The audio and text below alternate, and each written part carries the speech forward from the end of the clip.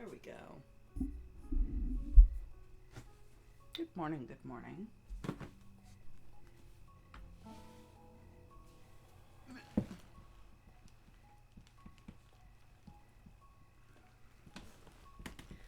Good morning. Happy Sunday. Welcome back. Adjust the microphone. There we go. Adjust the camera where I bumped it clearly. There we go. Good morning. Happy Sunday. It's a good thing I love you, Twitch chat, because I almost ditched you in order to play more Monster Hunter Wilds. But here I am. I'm also slightly behind on my hexagons this week, just because of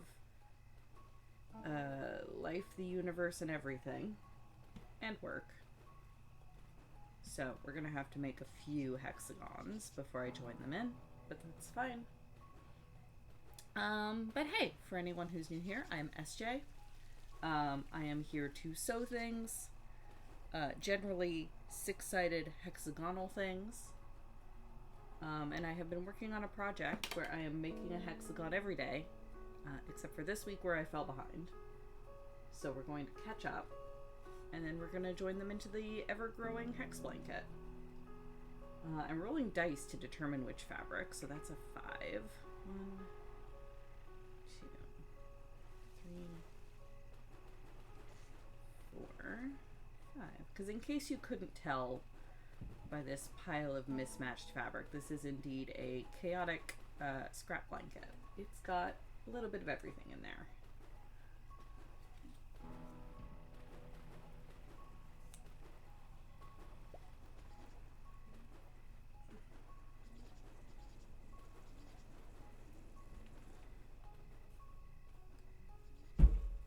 Yep. It's Kara making noise in the bathroom next door. Apologies.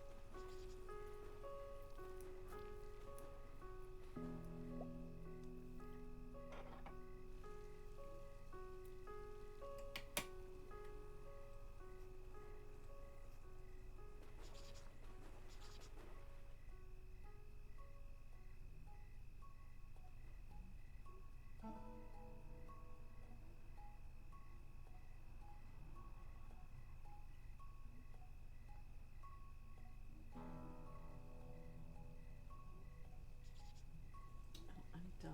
I already have a thread on here. Is that enough for a hexagon? No, probably not.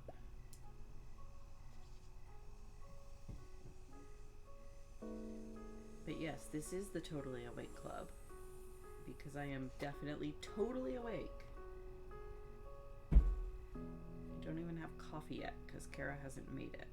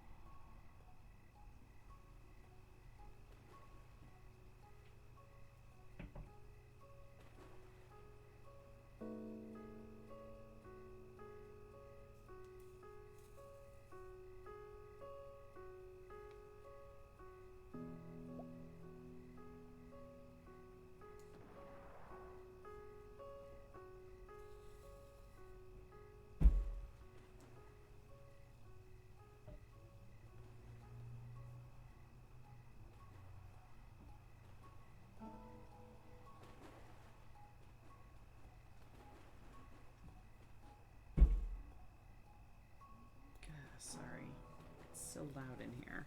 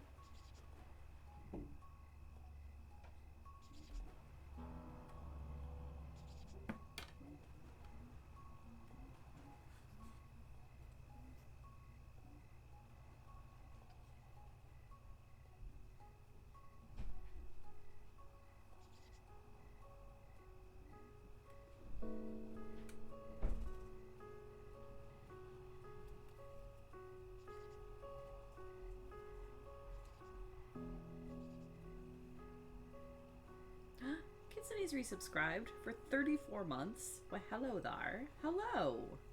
Good lord, 34 months is so long. Thank you. Thank you, thank you.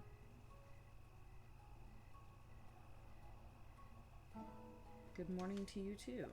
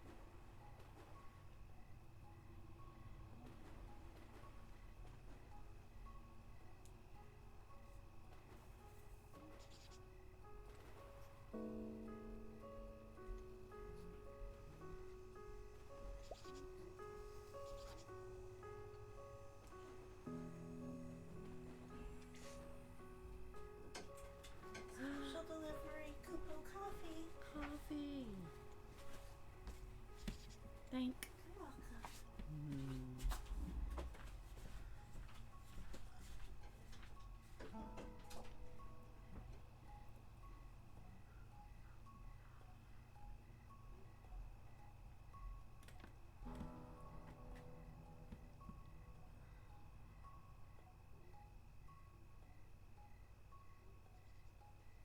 Hey, good morning, Merlin.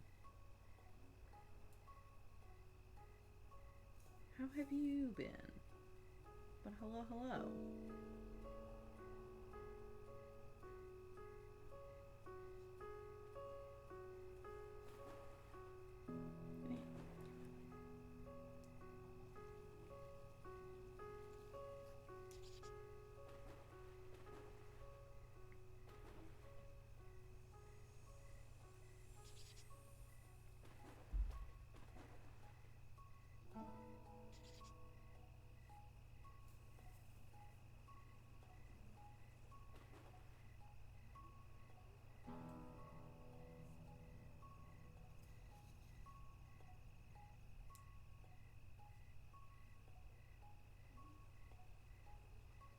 Happy March, everybody. Hard to believe it's already March.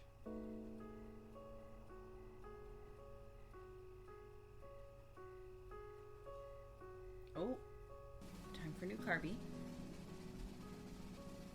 Blue and orange could be interesting. Aww, look how happy they are. cutie.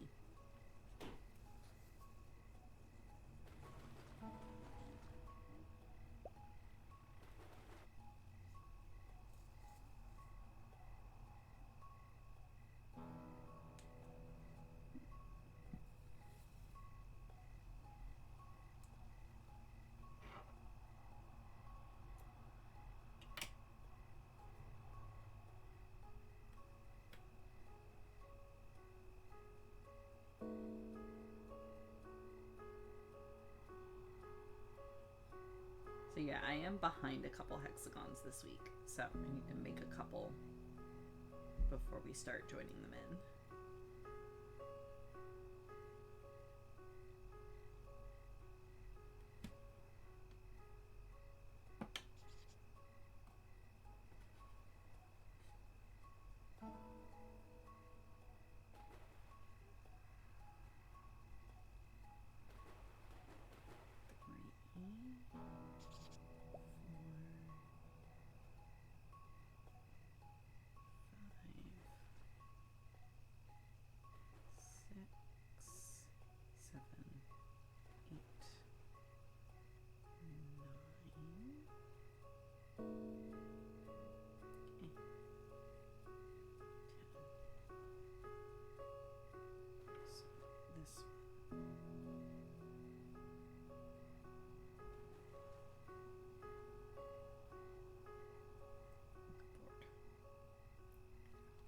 Occasionally the fabrics kind of starts sliding everywhere. Trying to keep it in a neat and orderly pile is sometimes a bit of a futile effort.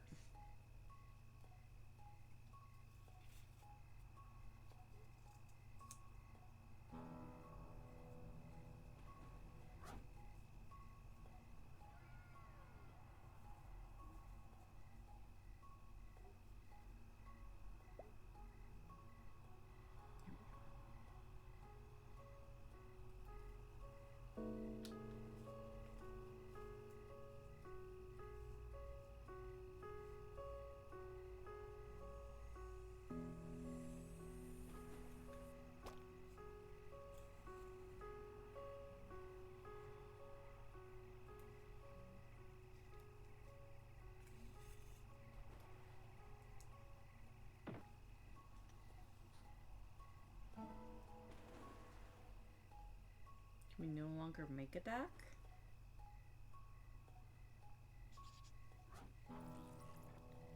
No, there should still be ducks dropping in. We now have one of every single duck, so the ducks will be duplicated.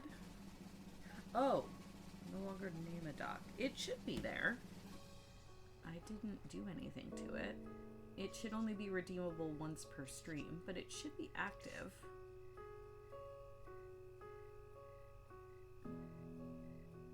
Yes, it made it expensive. So yeah, it should be all the way at the bottom. I was wondering how long it would take somebody to notice that was there.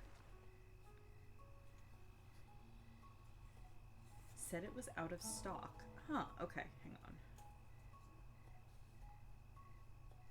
I do have it set to only redeem once per stream, but nobody's redeemed it yet. So let's see, that's under community? No, that's under viewer rewards. That's what it's under. Channel points. Let's see. Manage channel points. Name a duck.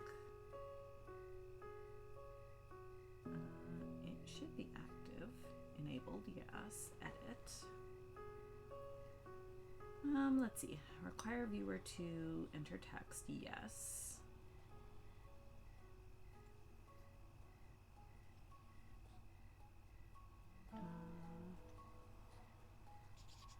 Redemption cooldown, no. Limit once per stream, yes. Oh, maybe I have to enter that as well. Okay. Try it now, Merlin? It looks like it should work, at least from my end.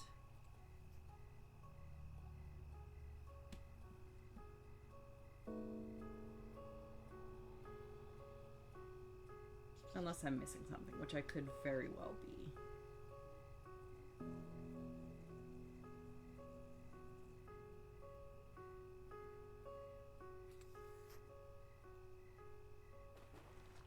Yeah, good call. Refreshing the page is always a good call. Are you on mobile? Maybe that has something to do with it, although it shouldn't.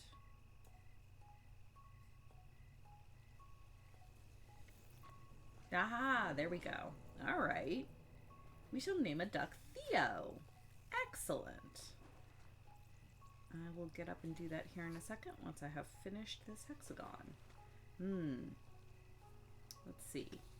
Yeah, and you don't get to choose which one because that would just get ridiculous. So which one should we name Theo? Let's see. But yeah, our pool is getting rather full. We do officially have one of every duck in the game now, so it's going to start dropping in duplicates. And I believe if we get a duplicate of a named duck, it's still named the same thing. It doesn't differentiate. It's all just kind of, this duck is an entity, I guess. Find the most orange duck. Yeah. Because there is a cat duck, but the cat duck is already named Kitty. On my own personal discretion. Nobody chose that but me. Let's see, the second most orange duck. The hive duck? Which one is that?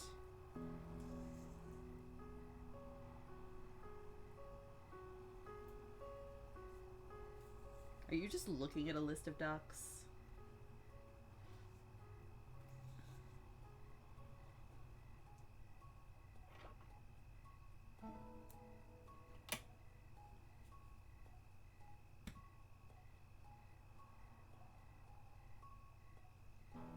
Oh, that the duplicates are a hive mind. Yes, exactly, they are.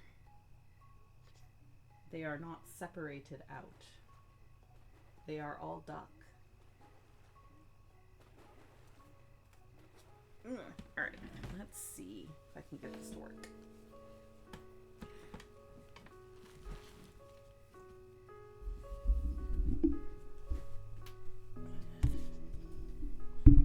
Alright.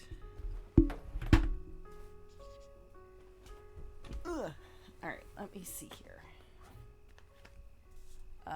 First I want that, and then I want not that. I want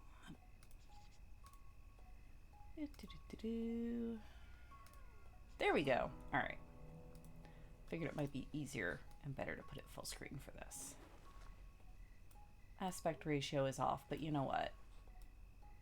We live with it. You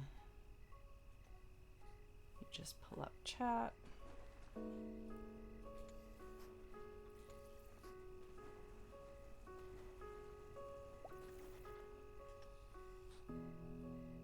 There we go. Okay. Let's see. So if I actually switch that window. All right. Now, there we go. Okay. Collection. So here we have our ducks. So these are the base game ducks. These were the first expansion. These were the second expansion. This was the third expansion. It's like $3 a pack. Which is why I have all of them, because they're ducks. I don't know what I'm missing here. I know I have all the Christmas ducks. I think I'm missing a couple Halloween ducks. Okay. So Theo, huh? Let's see. Oh my god, I hadn't seen the duck in the raccoon onesie. That's amazing. There is a literal orange duck. That's a good contender. Literally a peeled orange. I was gonna say there's also a pineapple duck.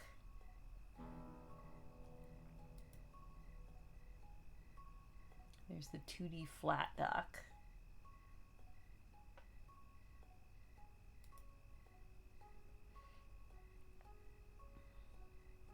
There's just so many ducks, y'all. The other contender, I think there is the magma duck, which is fairly orange and sets things on fire. Probably by accident, which seems like it would be a very Theo thing to do. I kind of like the orange duck, though. Just because that's a very good pun.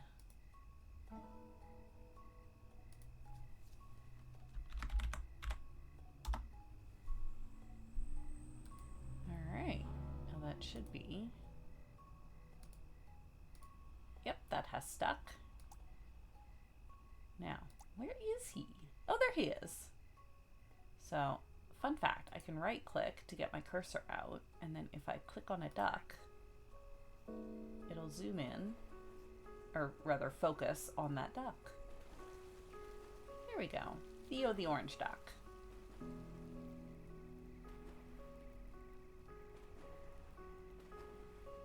And then if I let it go, it should switch back to the fun cinematic switching. And if it doesn't, then we'll just focus on Theo. No, thank you. You paid for it. Alt tab. There we go. Otherwise, my cursor remains trapped. I want the duck with the big ooh-woo eyes. Yup, there is a duck with big ooh-woo eyes. There sure is. All right. One sec while I move my microphone back. Stand by.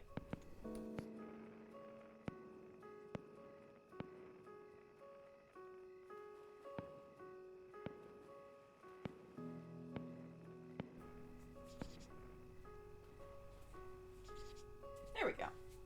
One Theo.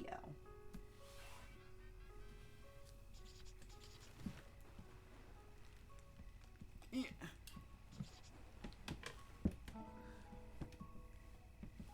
I thought that kind of might be a fun redemption that would eat some channel points. Well, not... It's expensive because I don't... And it's only redeemable once per stream, because otherwise I feel like y'all would go incredibly insane with it. But just, you know, every now and then, a little duck is a treat.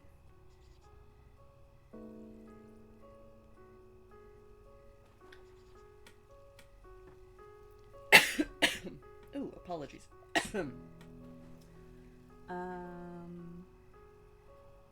Yes, hexagons. Alright, I think I have 2 more to make. Monday, Tuesday, Wednesday, Thursday, Friday. Yes, 2 more. Yeah, little a duck as a treat. Need more. Almost said yarn there. This is not yarn. Well, I mean, I guess it's a kind of yarn. I guess technically by definition all thread is yarn, but not all yarn is thread. Technically.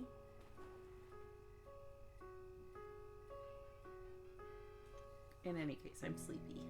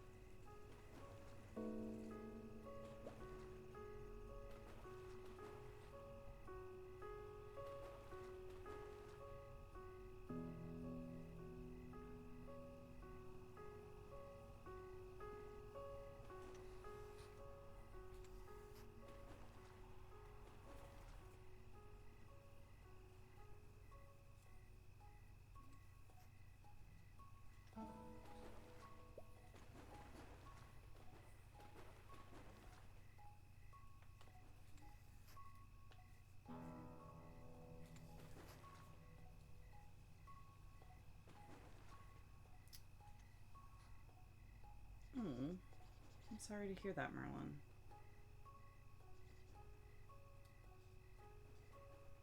But yes, he will continue on in Duckverse. Eternally orange.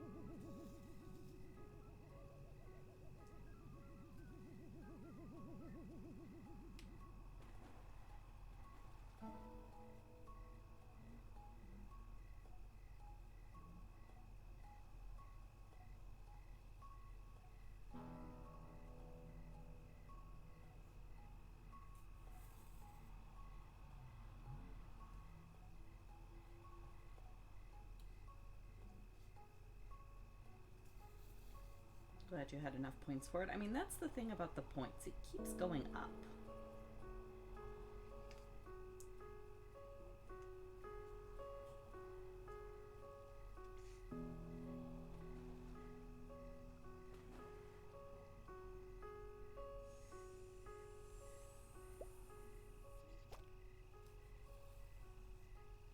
But yes, I did purposefully set it a bit high.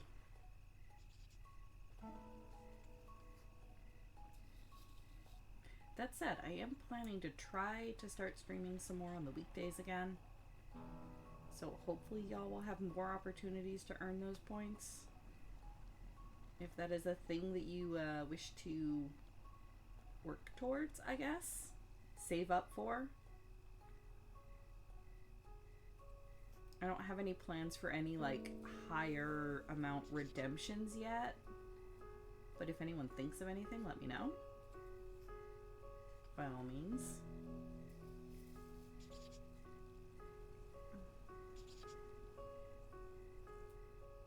Duck related or not duck related. The ducks are just kind of a fun visual ASMR thing to have going on when maybe I'm not talking as much, or, you know, this can get a little bit repetitive.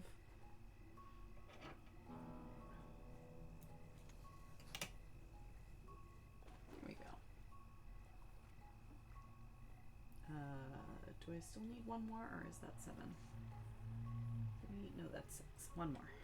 I'm definitely awake.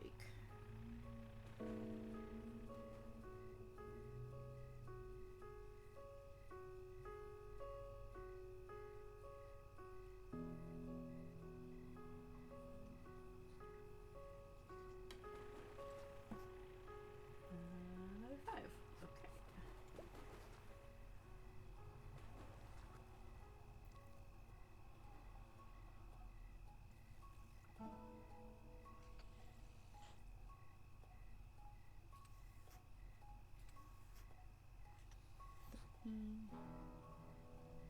Four, 5. Good morning, Randus. Hello. We are, as usual, all very awake here, especially me. I am definitely very awake. I definitely wasn't considering ditching stream to play more Monster Hunter.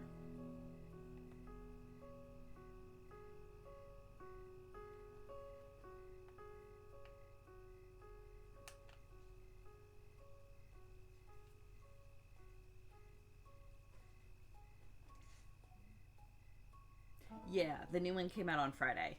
It is very good. I'm really enjoying it so far.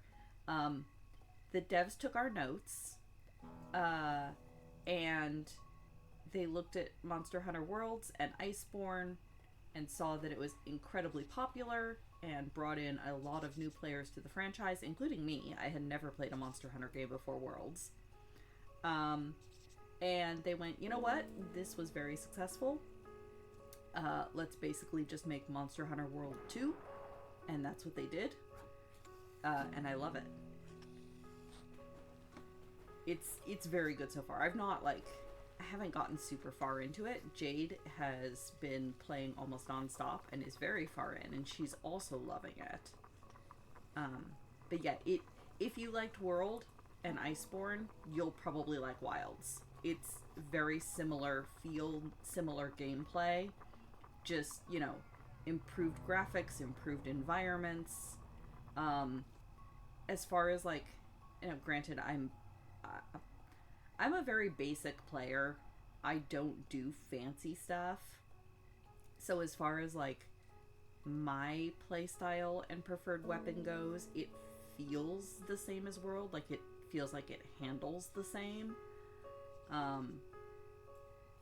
But I'm also not a terribly skilled player. I mostly flail my way through hunts. But yeah, it's a lot of fun. Again, I'm not super far into it. Oh, yes. Yes. So there's actually a ton of accessibility settings that are built into the options menus of the games, which I was frankly kind of impressed by. There's 4, I think, different color blindness settings. There are settings to optimize if you're visually impaired or if you're auditorially impaired, if you have impaired hearing. There's also a motion sickness reduction mode if you're prone to motion sickness. And there's an arachnophobia mode, which there are a couple of the large monsters that are kind of spider-like, and it doesn't do anything for them. So if you're super arachnophobic, you might still have a little bit of trouble with say Lalabarina. But honestly, she only has 4 legs, weirdly, and she's kind of spider coated but not super spidery, so I didn't have much trouble with her. But yes, the big monsters are unchanged. But for arachnophobia mode, the small monsters, so both the endemic life, which are the harmless ones that you can find just chilling, and also the small monsters, which are the ones that kind of wander around and then can sometimes attack you in packs. Those are changed if they're too spidery and buggy. And the way that it changes them is it just replaces them with basically a slime. It just turns them into kind of a blobular jelly creature, which I didn't realize at first. Because on my very first hunt into the first new area, I ran across a group of what turned out to be some of the spidery small monsters, but they were replaced with these blobby jelly slimes. And I was oh, that's cool. That's kind of I like that Monster Hunter is branching out and they're doing a slime monster. That's kind of cool. It's not very detailed and seems a little low res for Monster Hunter, but whatever, that's kind of cool. And it wasn't until later when I saw them in my Monster Field Guide and saw what they were supposed to look like that I realized that was arachnophobia mode. It's very entertaining, actually, to just kind of be wailing on these blobby slime things. But yeah, it's been a ton of fun so far. There's a chicken monster that is ridiculous. I love it. It's so stupid. Yeah. There's a thunder dragon that is gorgeous. I haven't had to fight it yet, but I did manage to lure it over and have it do 800 lightning damage to the thing that I was trying to hunt, so that was fantastic.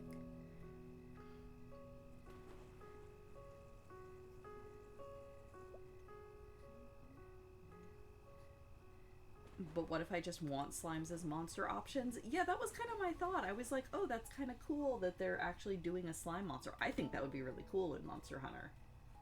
And again, like I said, I'm not super far into the game, so maybe there is a slimy monster later on. I don't know.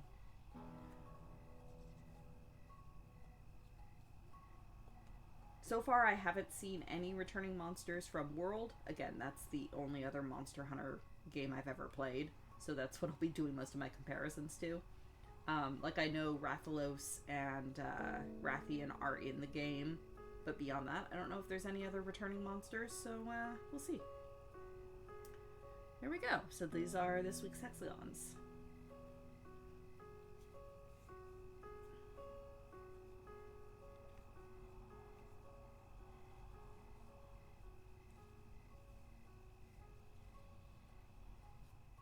Oh, the other big thing about Wilds that I'm completely dying over is, so your hunter can be male or female. And actually, it's really neat. When you're in character creation, there's no option for male or female. There's just body type. And as you cycle through, you can pick a female or male body type. But it's all just in one menu. And you can just freely cycle between several different masculine presets and then several different feminine presets. And then you can customize from there. And all of your armor sets are every hunter has access to every armor set. So like when you go into your armor crafting menu, there will be like 2 rows for each monster. Sorry. Don't know what's going on with my voice this morning. But there will be like 2 rows for every monster, and you can freely pick or mix and match. Be like, oh, I want the chunky, masculine, top armor, but I want the skimpy, bikini, feminine bottom armor and like the more feminine styled boots. Like, you can freely mix and match no matter what body type your hunter is, which I think is fantastic. Let the men be slutty, let the women have chunky armor, and everything in between. Rathalos is basically in all Monster Hunter games. Yeah, it's basically the mascot. I feel like if there wasn't a Rathalos in a Monster Hunter game, there would be outcry. The other big thing in Wilds that I'm completely dying over is so your handler, like your main sidekick, I guess, that handles all your quests, but also she has a lot of like story importance, and I won't spoil any of that. Again, I'm not super far myself. But your main handler is a girl by the name of Alma, and she's adorable. Like, she's so cute. She's a cultural anthropologist with glasses. She's precious, and I love her, and I will protect her at all costs. Our blacksmith, who's also like fairly story important, it seems like she's at least tagging along with us more than blacksmiths in other games have. She's her name is Gemma. Oh god, she's gorgeous. I'm being completely normal and fine and not weird at all about Gemma. She looks like Cindy from Final Fantasy 15 and Riku from Final Fantasy X-2 had a child, and that child is a blacksmith that's wearing a tube top being held on by 2 buttons and a prayer. And when she forges things for you, there's a whole cutscene of her like hammering things and then wiping sweat off her face, and oh god, I can't with Gemma. I really can't. I'm way too gay for this. I can't. But Alma is also very cute, so like my hunter can just have 2 girlfriends, right? It's fine. Yeah, totally normal. Totally fine. Everything is fine.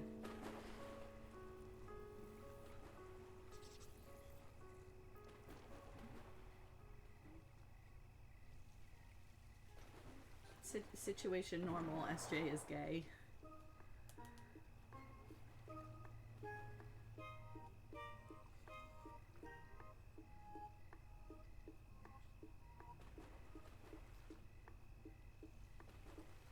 But then again, I don't think that would come as a surprise to anyone who has viewed my streams at all. Good lord. Voice, please. What is going on today?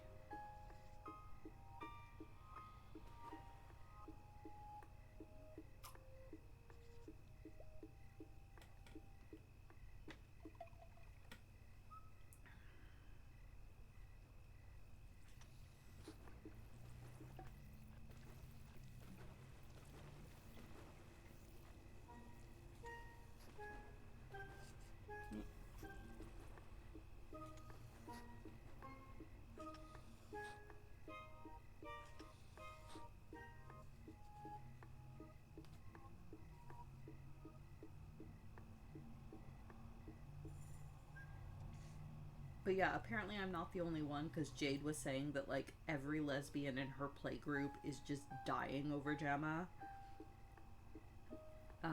So at least I'm not alone in my thirst.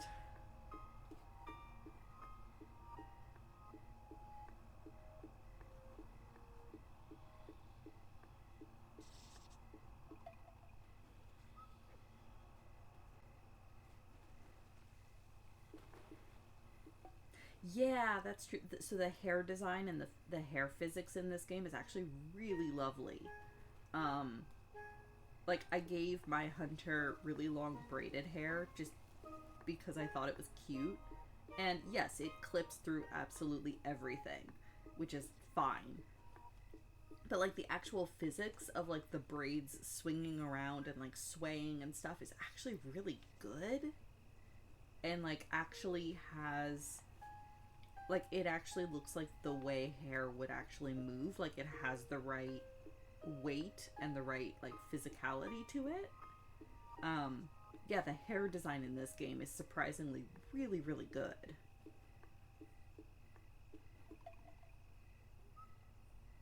Yeah, we're FF14 players. We are strong in the face of clipping. It's true.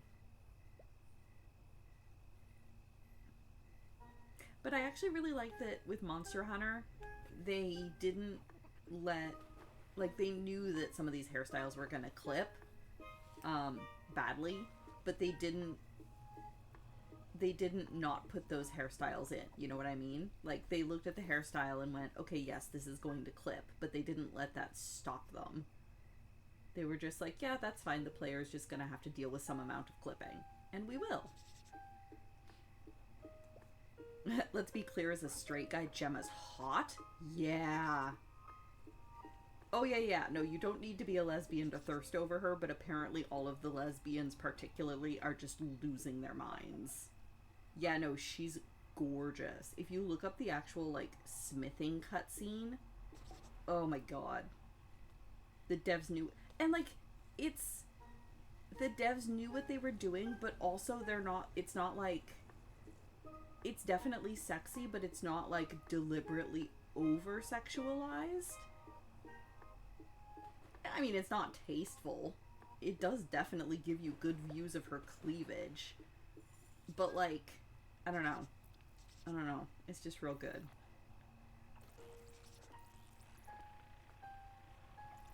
Yes, all the people who love women are losing it. Yes. Yes, that is the fair argument.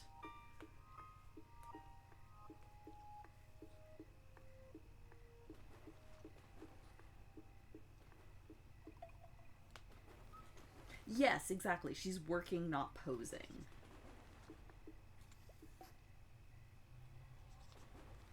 Yes, that is, thank you. That clarifies what I was trying to flail through. Thank you, Kara. Sounds like a game you need to play. It's a lot of fun. I'm really, really enjoying it.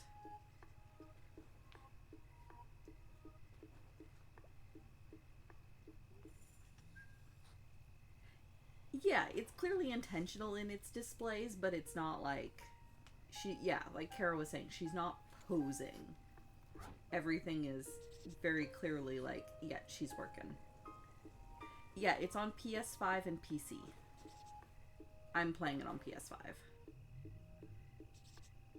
It is, in fact, the reason we went ahead and got our PS5. Is because we knew Wilds was coming out. And neither Kara nor I are PC gamers, really. Like, I run Minecraft on my PC, but I would not call myself a PC gamer.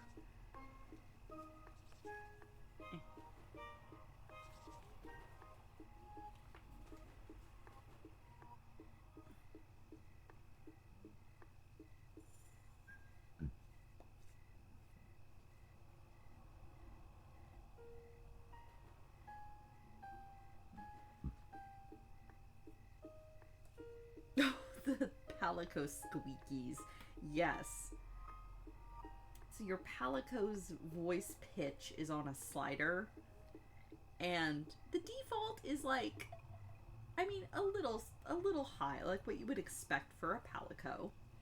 And you can slide it down to -10 to make the Palico's voice deeper, although it's still not deep, just deeper.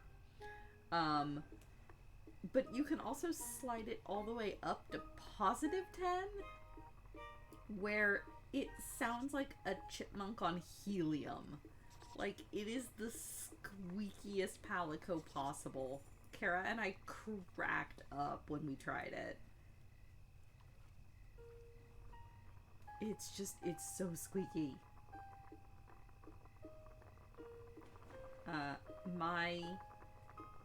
My Palico is a very angry looking silver gray tabby that I named Hades, because my hunter is Azem, which has kind of become my go-to name in adventure games and stuff like this. So I was like, okay, if my hunter is Azem, then who would my Palico be? Well, obviously Hades. And obviously he's going to look annoyed at all times, because Hades.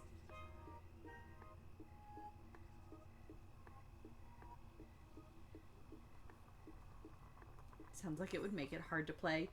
Yes, it is definitely in the realms of obnoxiously squeaky. I immediately turned it all the way back down to the lowest it could possibly be. But if you want to laugh, give the Palico voice slider a try.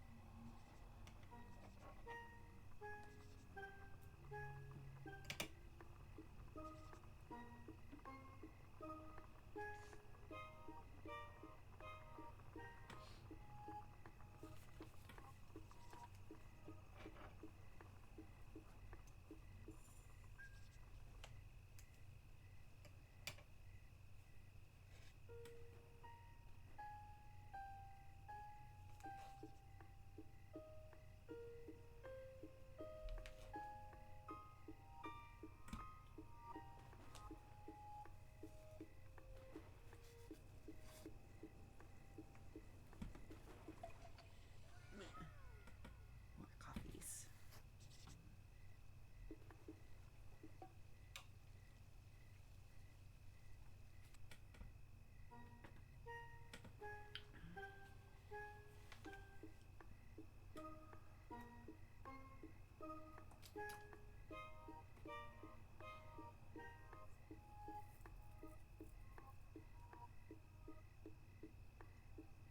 Yes, that's true. Jade made Sasha her Palico and went with the most angry face possible, and also made her naked.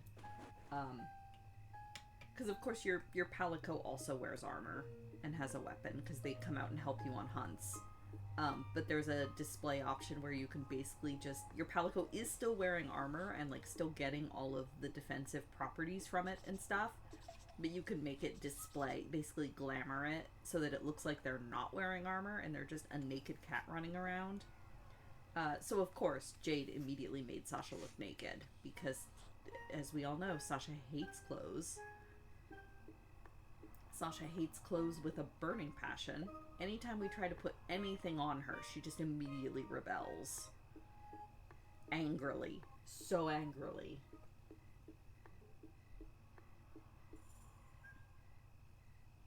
Oh, man. Speaking of Sasha, Twitch chat, I have a story for you. Story about even collars. She was okay with a collar. She doesn't wear one anymore just because she never goes outside, but she was okay with a collar.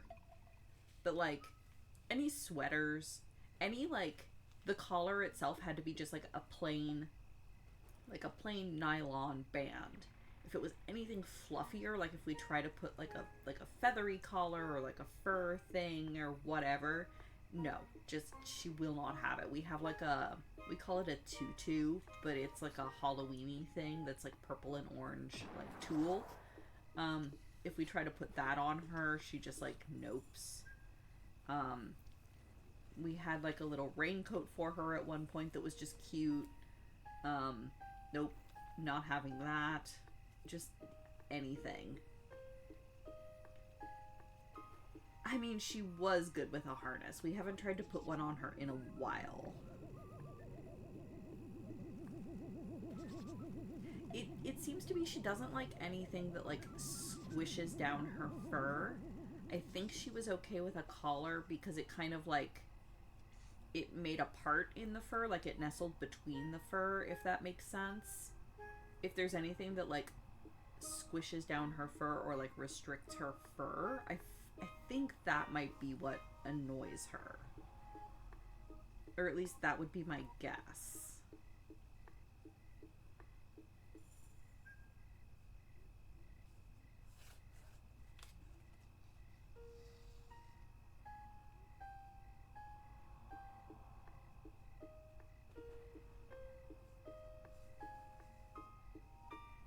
But yeah, so oh boy, so I have a story.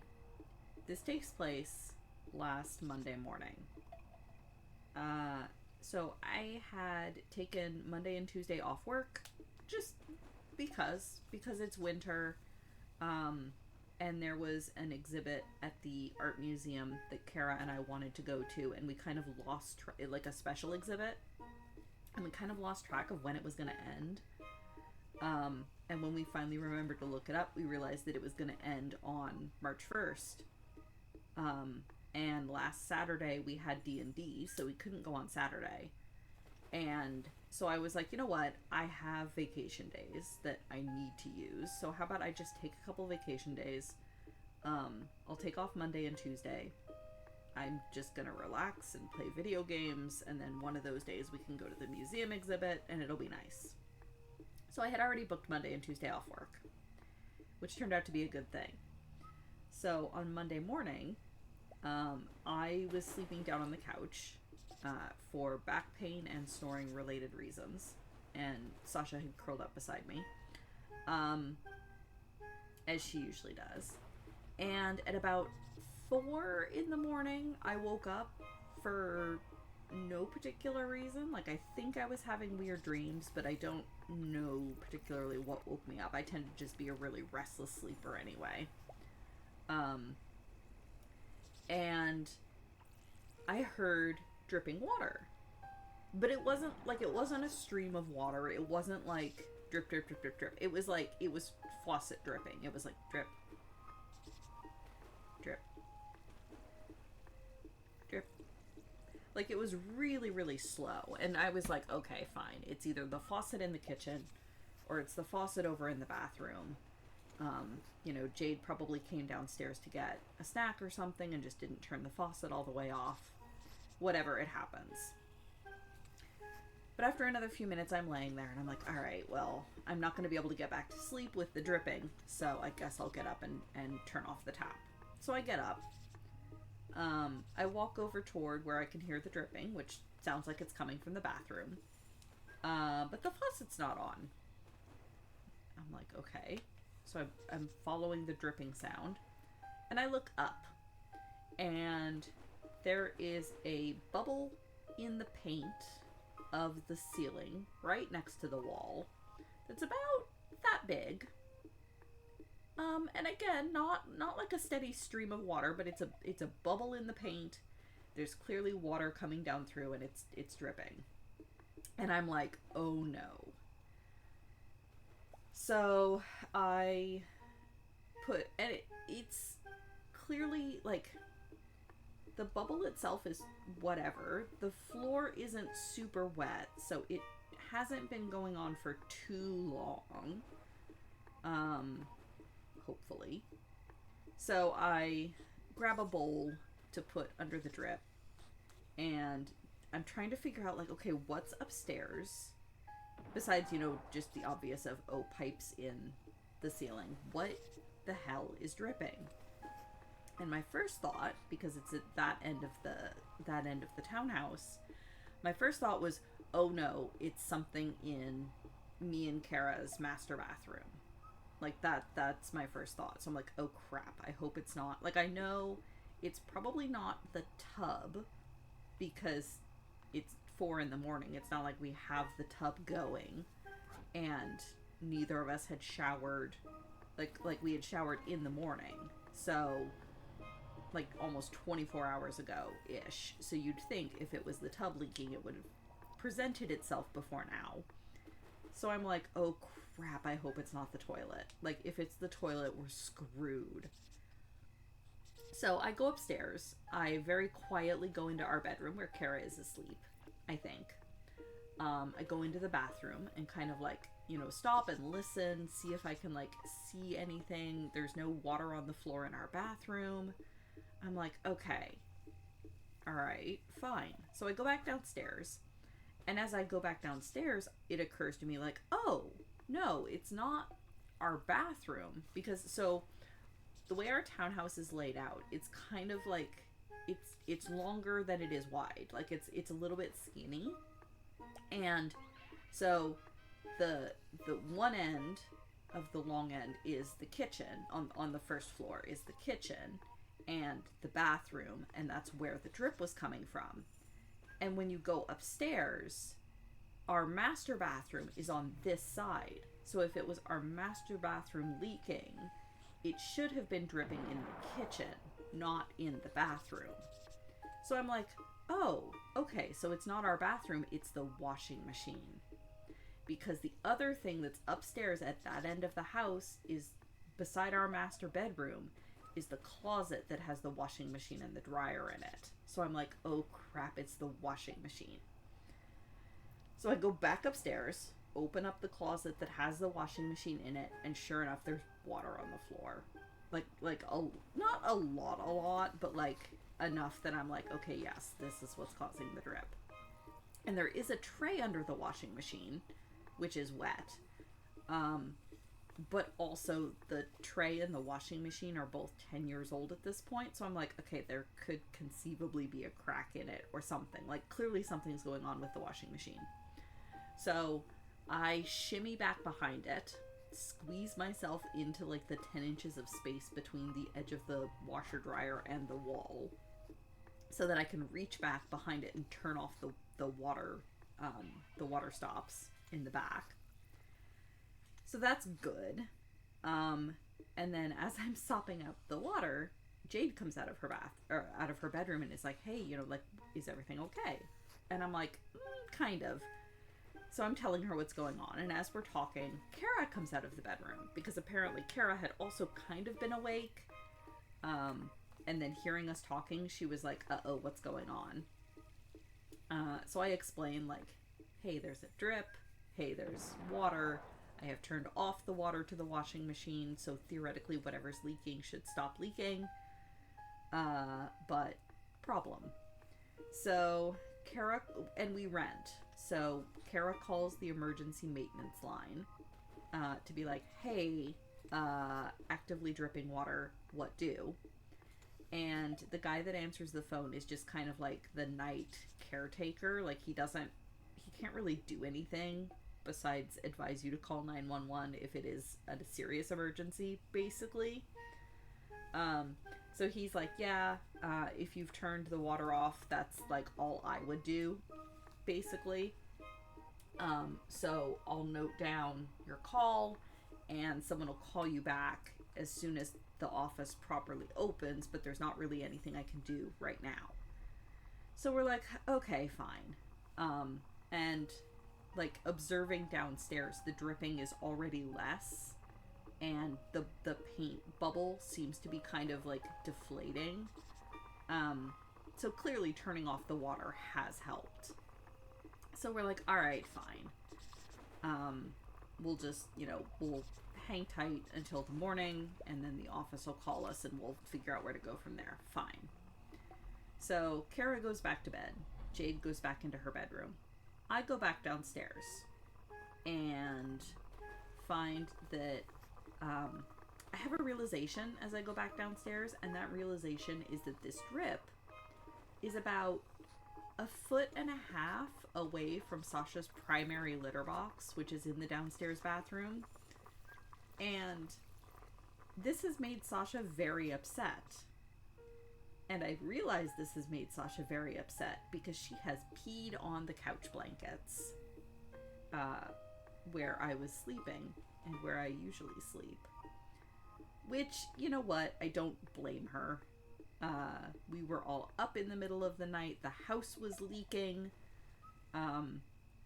In the words of Sheep, when I was complaining about this in the Discord, well, if the house can pee outside the litter box, then I can pee outside the litter box.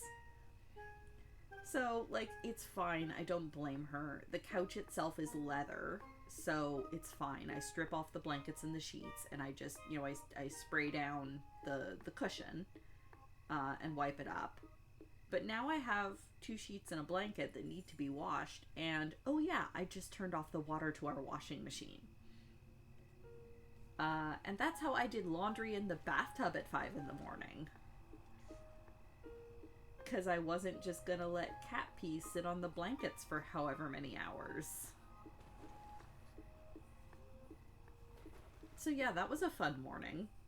At that point, I did not go back to bed. I just sat up and played Minecraft for about 5 hours. Until I was tired enough to go take a nap.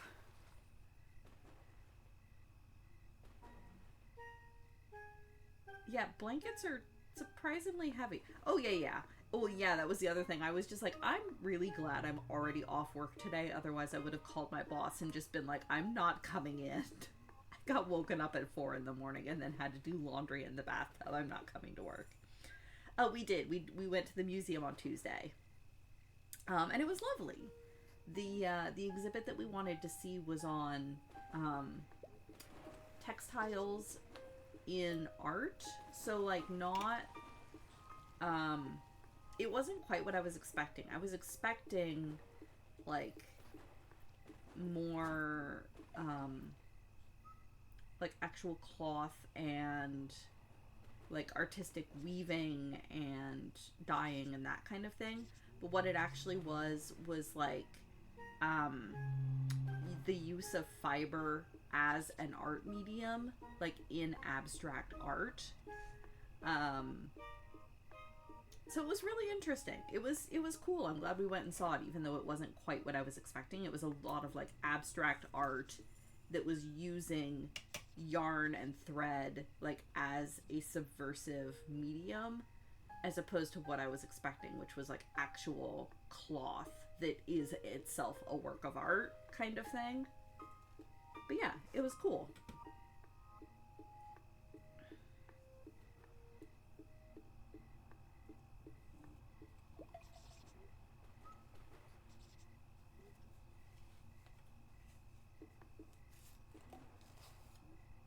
Yeah, the computer chip tapestries were very cool. That is correct. Because, of course, the first, like, microchips and circuit boards are all based on weaving,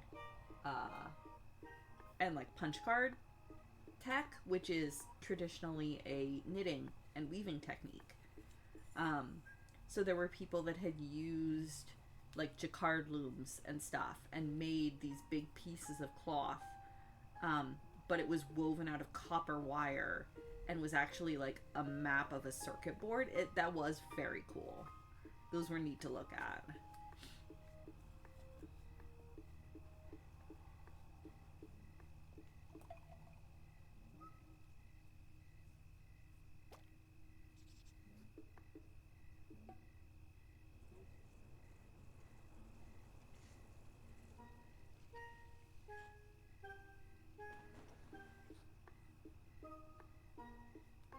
And the so yeah, and then the epilogue to the story is that the maintenance guy did come and take a look.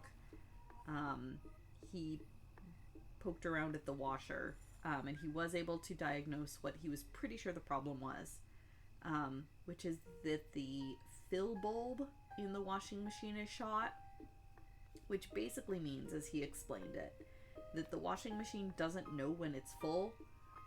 So it just keeps trying to pull more and more water and basically overflows. And that's why there was water on the floor. So we can still do laundry. We just have to turn the water on, run the wash cycle, but then immediately turn the water back off. Otherwise, the washing machine will keep trying to pull water, I guess. I don't know. He's the one that's qualified, not me. And so he ordered the parts to fix it, and they're supposed to come in tomorrow to actually fix it. So, hopefully.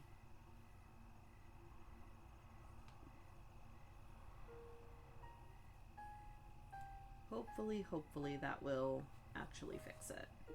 Because it would be nice for me to not have to squeeze back behind the washing machine twice if we ever have to do laundry. Which reminds me, we should do that this afternoon. Because we also, like, I don't really want to run several loads in a row right now. I'm paranoid about that. I want to just, like, do one quick load and then turn it off again. So we've been trying to do, like, one load a day, and that's not been working. So the laundry is kind of piling up. Yes, it's true. At least we can still do laundry. That is very true. I would rather that than not be able to do laundry at all.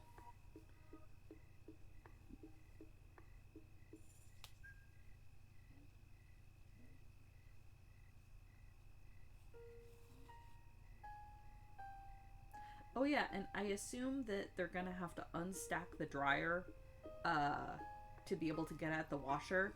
So when they stack the dryer back up, try to get them to actually secure the hose at the back. Because I noticed yesterday it's come loose again, and I was about to shimmy back and fix it, and then I was like, wait, no, never mind. They're just gonna have to pull it down on Monday anyway.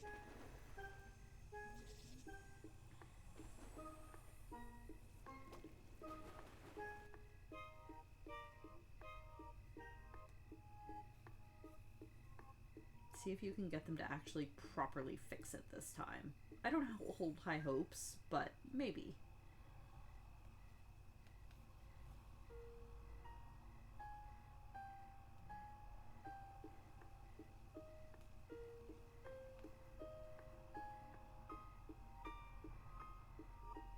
I mean, they'll be able to see for themselves just how much of the old hose is coated in duct tape just to try to keep it sealed. Because they used the wrong damn hose and it's cracked.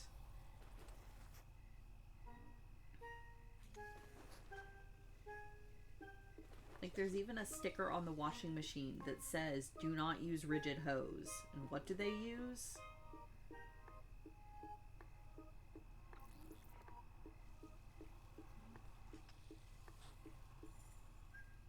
Yeah, exactly. It's supposed to have a fixed tube, not a tape on one, as noted on the dryer itself. But with the way they've built that stupid closet, there's no way for them to do a fixed tube.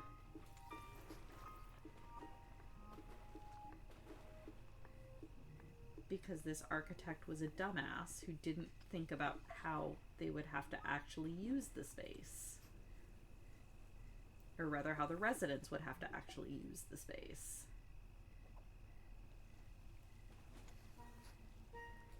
Like, oh yeah, let's totally shove the washer and the dryer into a closet that only has 6 inches of clearance to be able to get around behind it. But let's put the dryer hose and the water shutoff in the back. Like, it's a good thing I'm skinny.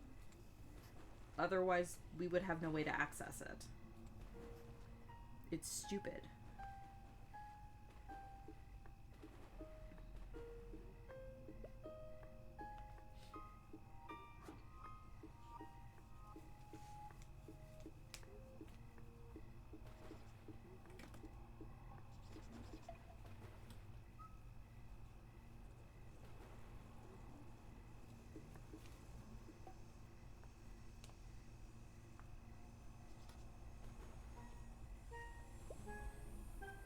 So yeah, that was my adventure last week.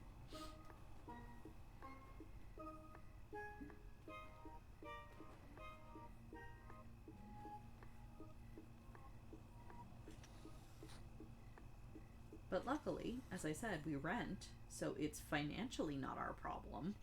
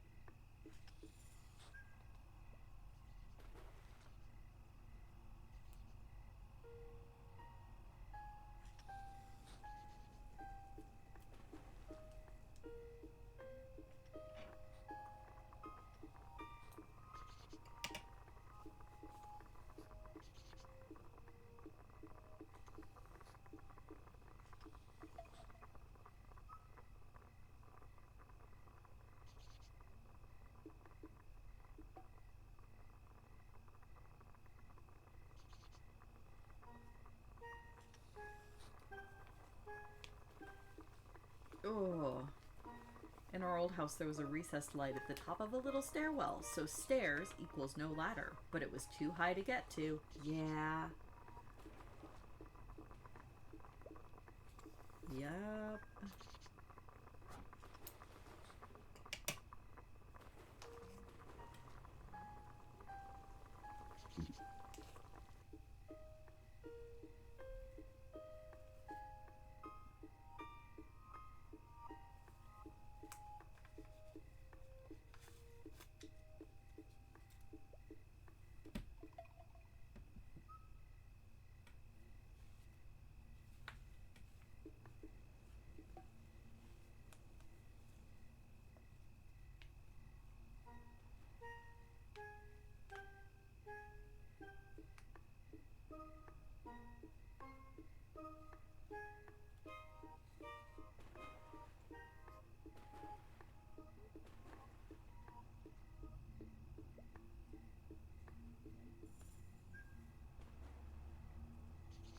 So I'm guessing the light bulbs in that light just burned out at some point and never got replaced.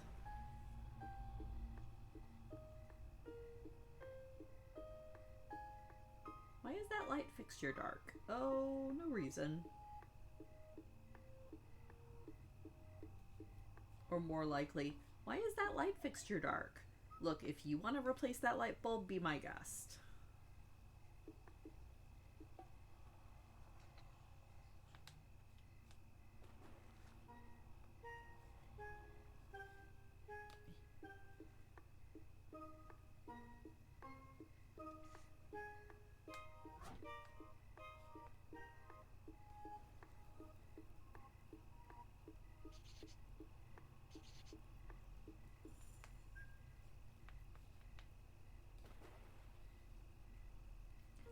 see, here's the pro strat for changing light bulbs. You just get a wheelie desk chair, pull it under the light.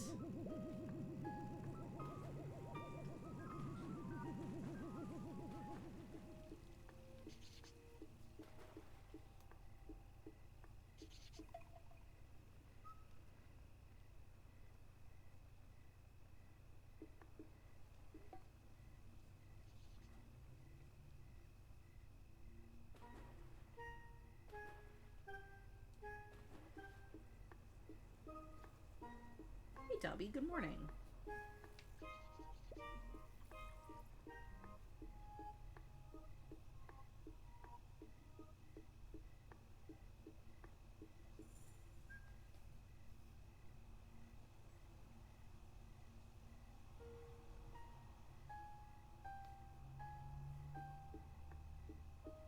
There are extender tools like fancy grabby hands, and they use them at work for similar locations. Huh. Seems like a lot of work to change a light bulb, though.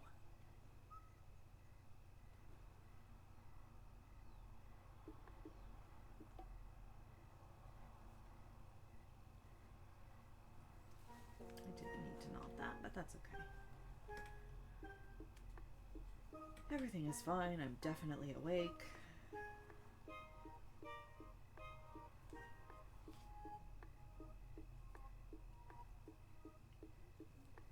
That's what this stream is about. Totally coherent, wide awake sewing.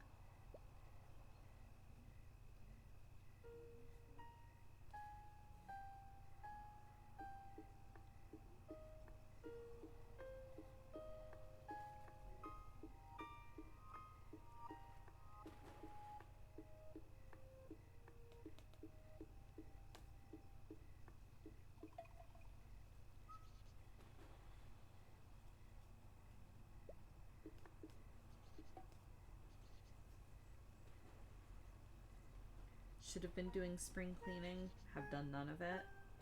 It's fine. There's plenty of spring left. Spring hasn't even arrived.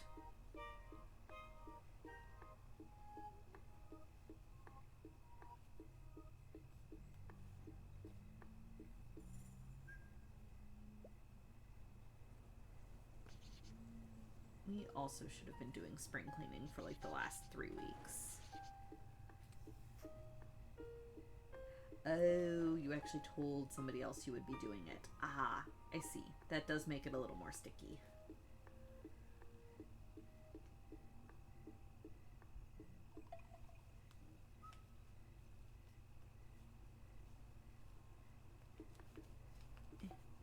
No, come on, thread.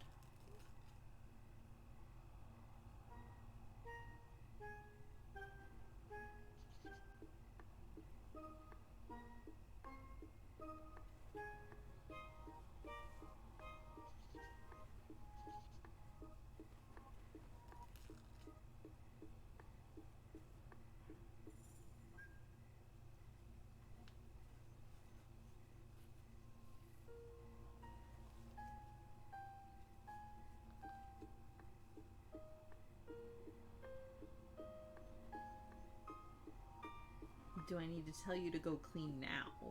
Is the question.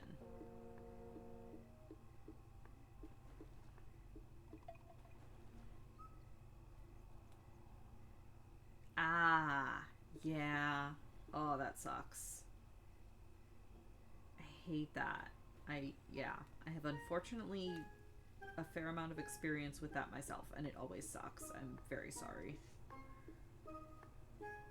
Executive dysfunction is awful.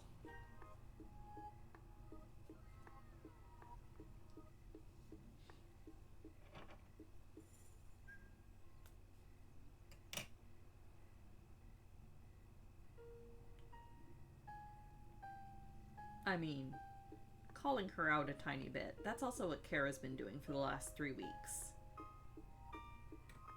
All winter long, there was a lot of, oh, I'll do that when I'm on class break. And not very much of that got done while she was on class break. For the same, basically the same reasons.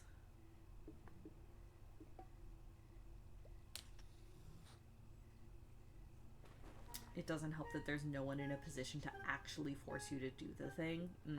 Yeah. Having online friends tell you to do it can sometimes be helpful, but if you need someone like physically there poking you, then that makes it much harder. Luckily, Kara and I coexist, so I am able to physically poke her, usually.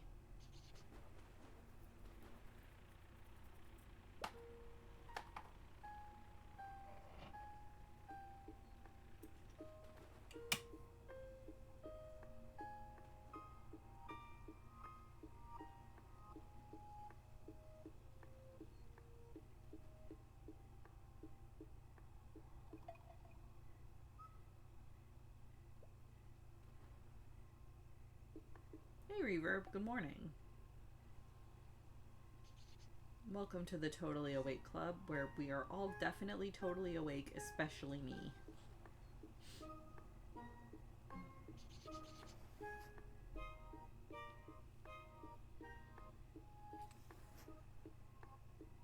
That's how this works.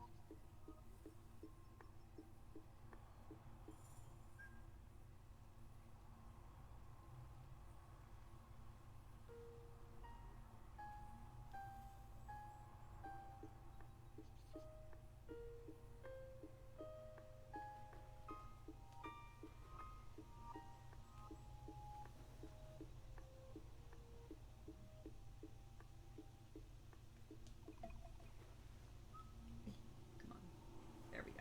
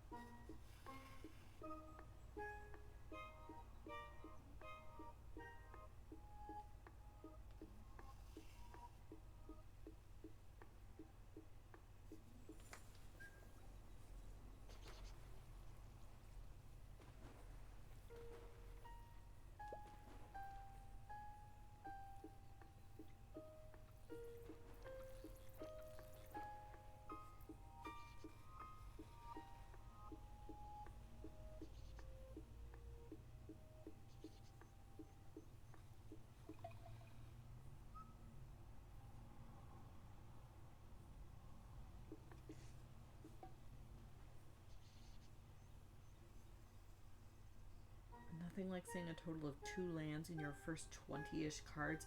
Oof! Big F's in chat for Randus's Mana Drought there. Does that include your opening hand or no?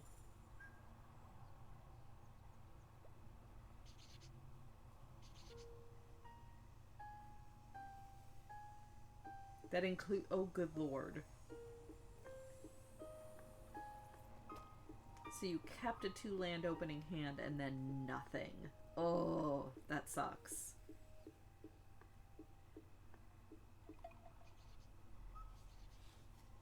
Black-blue cycling deck? Oof.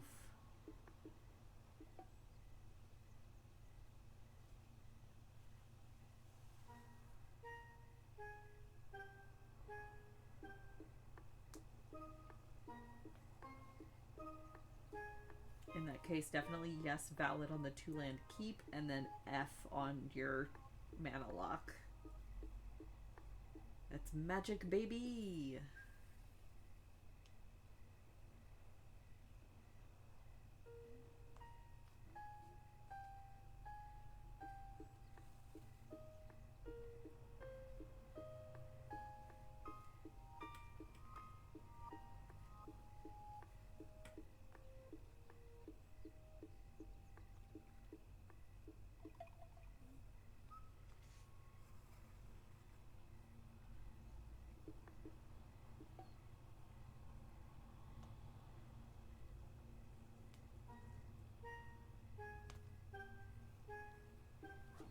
Frustrations why you weren't able to get back into Magic when Arena came around. That's very fair.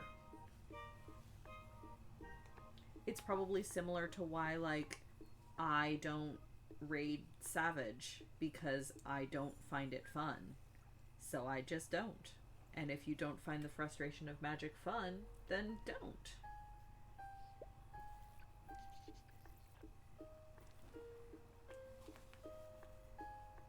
Totally fair and valid.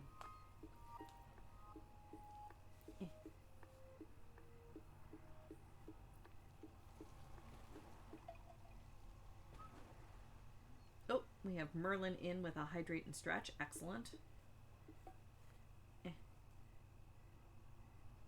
Get that, but pretty Diables. Fair. I just mostly don't care. Like, honestly, the thing that I would want most from some of the Savage tiers that I'm missing out on is mounts. There are some of the mounts that I really want, but not enough to try to proc Savage.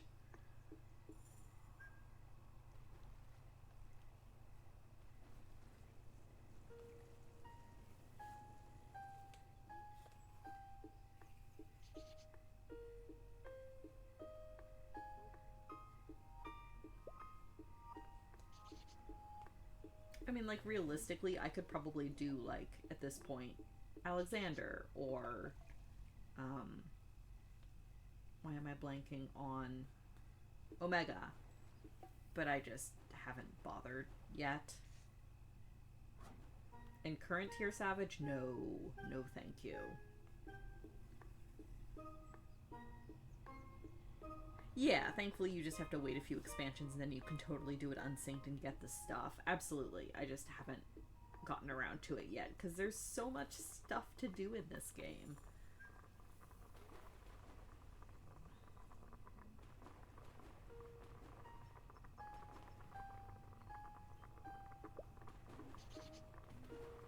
And, like, doing Savage grinds is very, very, very far down on my to-do list. It is on my to-do list, it's just extremely far down.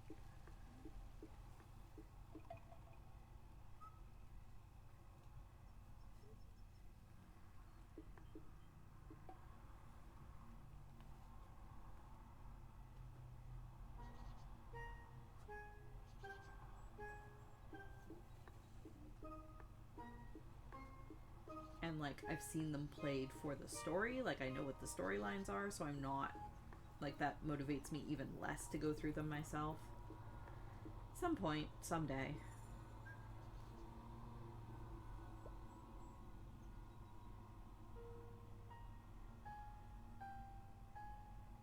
But not this day. I am currently... my current project is I'm ass deep in fate grinding. Just because it's a fun, chill activity that I can multitask with. Like real talk. While playing D&D, I am also fate grinding because it requires 0 brain cells. The fate grinding, not the D&D. I can just kind of sit there and press buttons. So that's mainly what I've been working on. Although I did finally, yeah, gotta get those bicolor gemstones. I want that mount. Well, I, I really, eventually, I want all three of the bicolor mounts, but I really want that stupid flying squirrel. It's so cute. I want it so bad. So that's kind of what I'm working toward at the moment.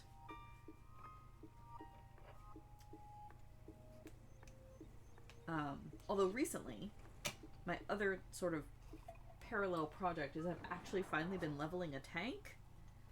And I actually really enjoy tanking, but I'm still not confident enough to tank with other people. Just because I'm not confident enough to pull multiple groups of enemies. I like taking things one pack at a time, and I know that if I try to do that in roulettes, people will yell at me. And I'm just not about that. So I've just been doing it in like trusts and fates and solo content, but I do really enjoy tanking. But that also means that I have been able to finish, finally, all of the role quests for both Shadowbringers and Endwalker, and do their capstone quests, which was a lot of fun. The Endwalker capstone is wild if you haven't done it. It's a lot of fun. Warrior. I started out with Warrior. Because I had never played a tank before, I wanted one that started at level 1 to, like, ease me into it and help me learn the progression of it, like, all the way up. So, given the choice between Paladin and Warrior, I went with Warrior.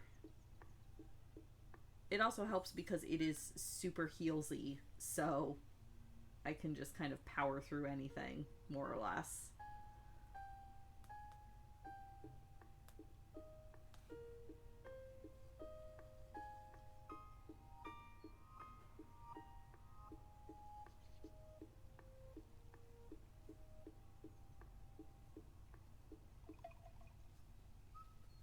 I'm happy to tank when it's like friend content. If like somebody in the FC is like, hey, do you want to run X thing with me? I'd be like, sure, I'll tank. But I don't particularly want to do it with randos.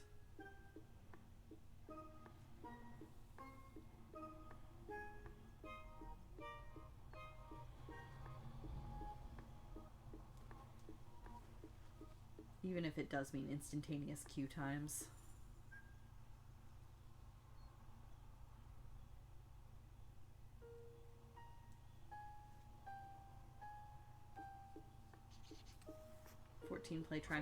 Playtime has dropped so much since all the DDoS BS started. See, I haven't noticed a lot of that, but I'm also playing on off times, so... Ugh.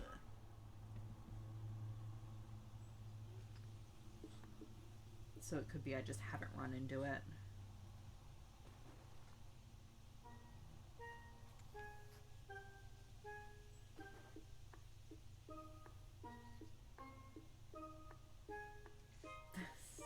Yeah, the tank roll quest in Endwalker was actually quite entertaining just for Moogle involvement, because the tank roll quest is the Gridania one. Getting the Moogles involved was hilarious. Good King Mogulmog the 12th, long may he remain unsummoned.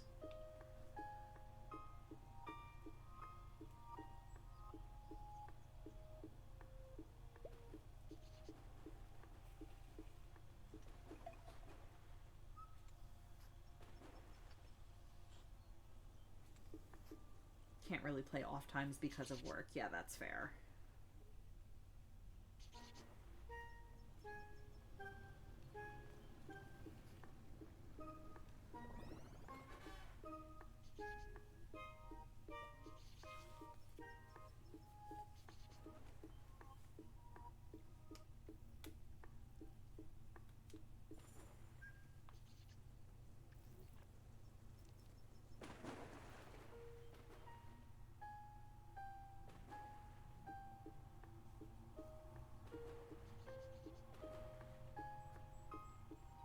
To get Warrior capped, I don't know what I'm going to work on next. Probably Bard, because I got Bard like half leveled and then switched to Warrior, and I've been focusing on Warrior, so I'll probably switch back to Bard and at least get all 3 of my range DPSs up to cap.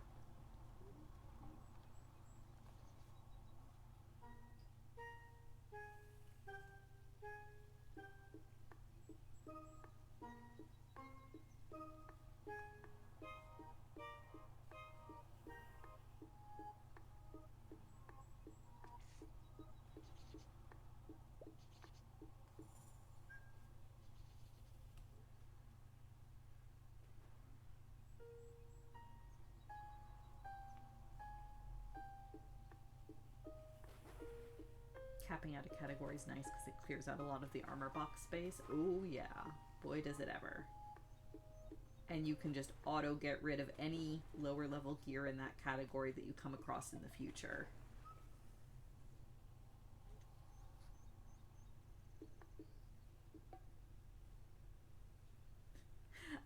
I had the thought the other day that it must be so weird to be the Domans, where like your main benefactor comes in once a week and is just like, hey, here's a bunch of magical rocks, some wind-up dolls, and some animal meat from literally another dimension. Bye!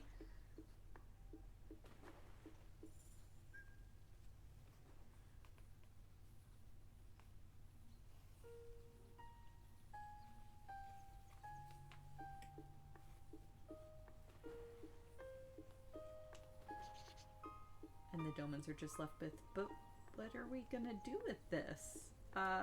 Okay, thank you?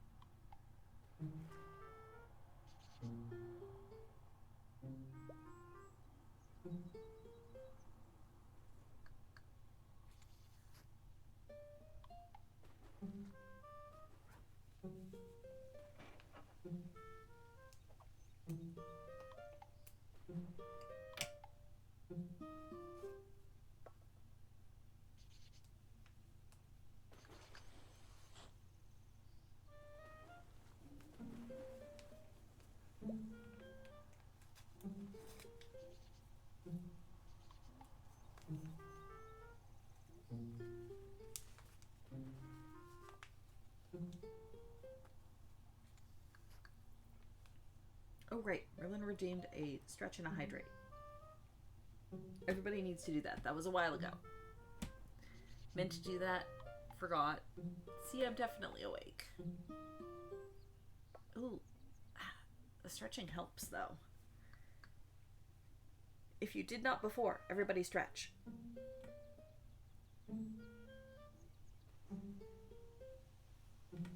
Including you, Merlin. Ugh. You don't get out of it just because you're the one that redeemed it. Even I forgot. See, we're all definitely awake.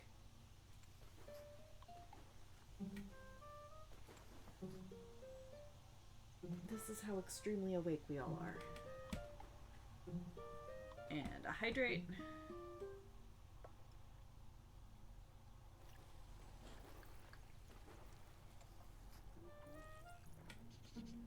Drank all my coffee. Time for tea. Ooh. Tea is good.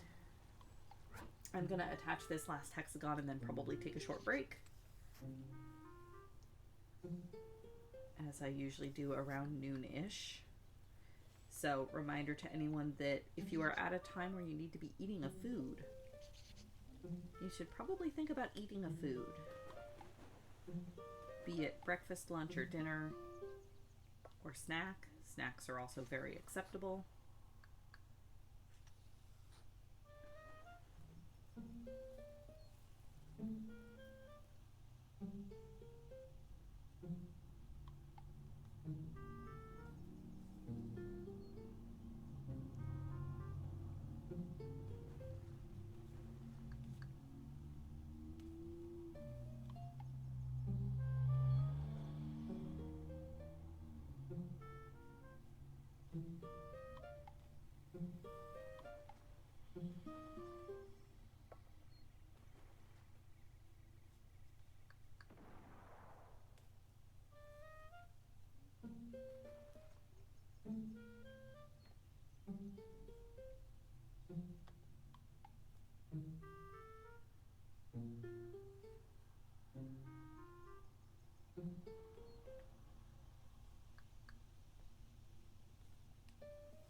Yeah, stop that.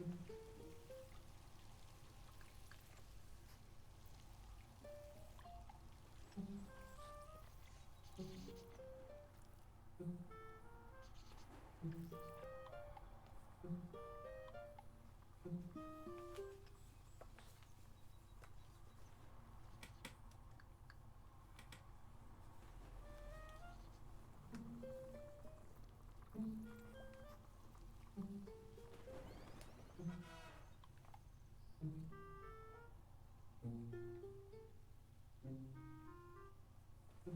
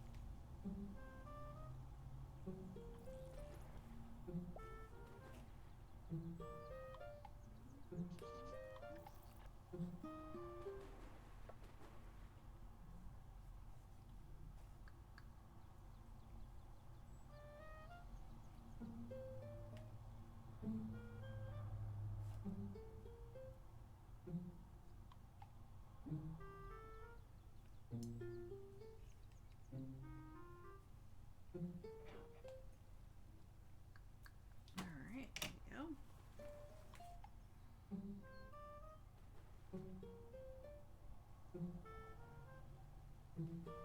Hey, look at that, right about at noon. Excellent. Let me just clip out this paper here.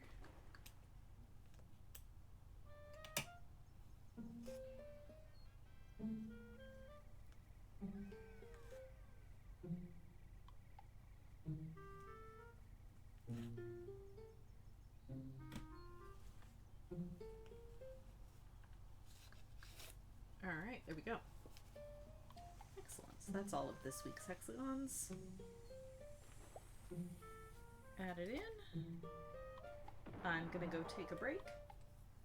Everybody else, again, get up, stretch, move around a little bit, grab food if you need to get food, and then I'll come back.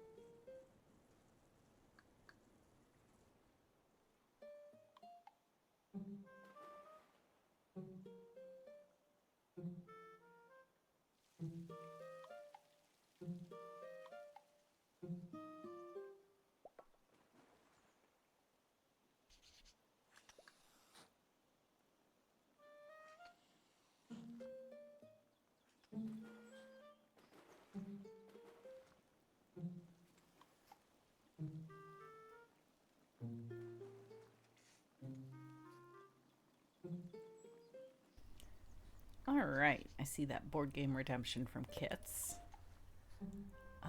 No. I want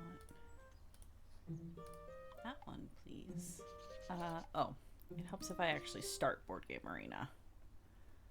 Probably. There we go. That's better. Alright. Time for boards.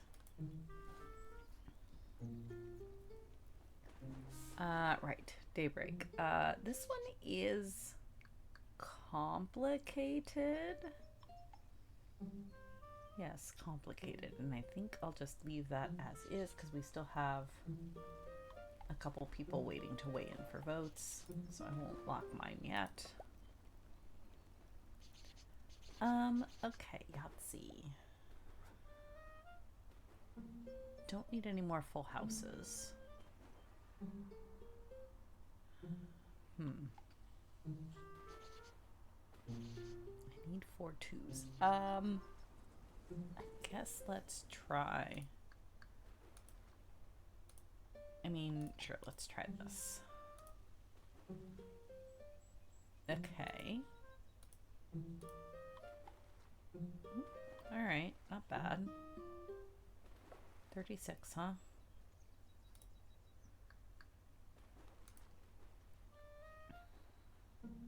Alright, Summer Azul.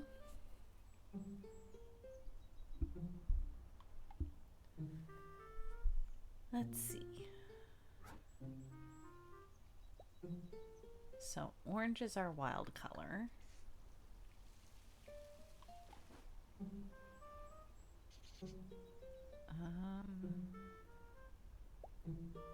Let's grab these 3.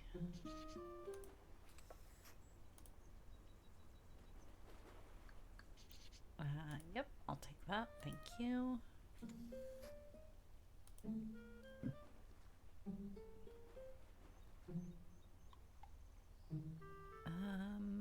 Okay. Probably this. I mean, it's December, so. But Kite has 2 brights. Okay, cribbage, huh? Let's drop that so that then if Kite plays a 5, I can play my 5. Another different cribbage with Kite. Sure, play a 3.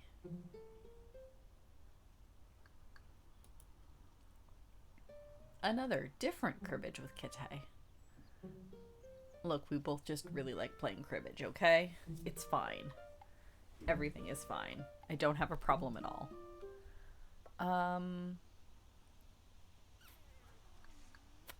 Let's do 8 so that if they play the 7 for 15, I can play the 9 for a run.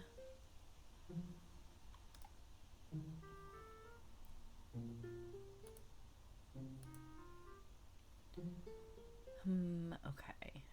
Oh, right. This is the one where I'm losing badly. Only halfway through the year, though. So, if I get lucky, I have the butterfly. Let's go ahead and take the boar. Alright. We'll see. Yet more cribbages. 6.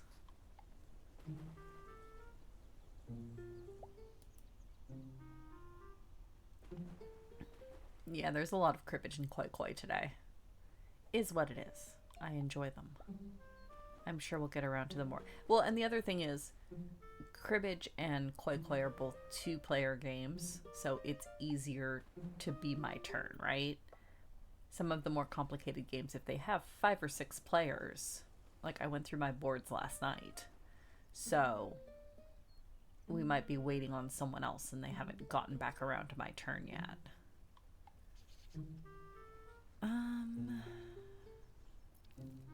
Yeah, I guess let's grab that. Ooh. Yeah, I'll take that. I should have maybe gone with the ribbon just because I have the blue there and I have the blue in hand, but whatever. It's fine. It means Kite can't get the butterfly, so.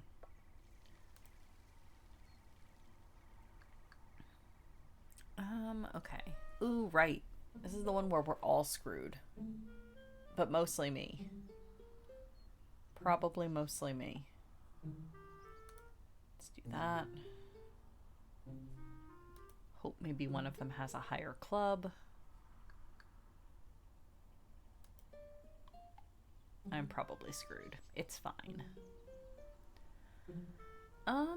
Alright, Wingspan. So we're in the 4th round. So we're looking for birds in the forest. Which I have 3. That's fine. I don't think... Yeah, I don't have any in my hand. I finally managed to play them all. If I draw, I'll be able to move these guys, actually. That might be the play. Ooh, you. I like you. So as you might have gathered from my board, I want tiny birds because I score for birds with a wingspan of 30 centimeters or less. Which I've already hit the higher end of the goal. I don't have to keep playing small birds, but I like small birds. They're cute.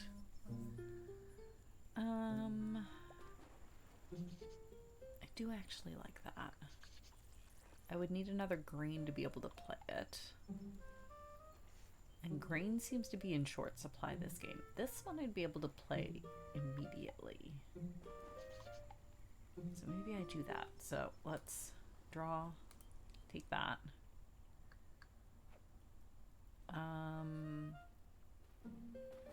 Yeah, let's draw from the deck. Alright, that's fine. No. So that I can move into the forest. That I can move into the forest. You I will have to move to the grassland, and then I automatically have full marks. I just have to not gain food because then they'll activate again.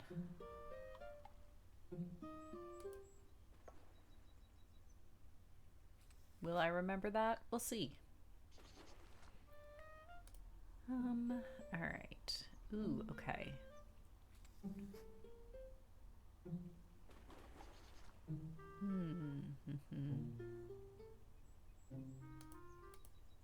Let's go ahead and play that. So I need a dirty meld and then I can go out. So let's go ahead and place, well, no, I'll keep a hold of that to see which of these it might discard. There we go.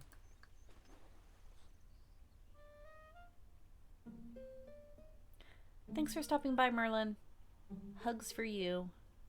Theo will continue to bob about in the pool. I'll let you know if he gets into any mischief. But yeah, take care of yourself. And have a good week. Alright.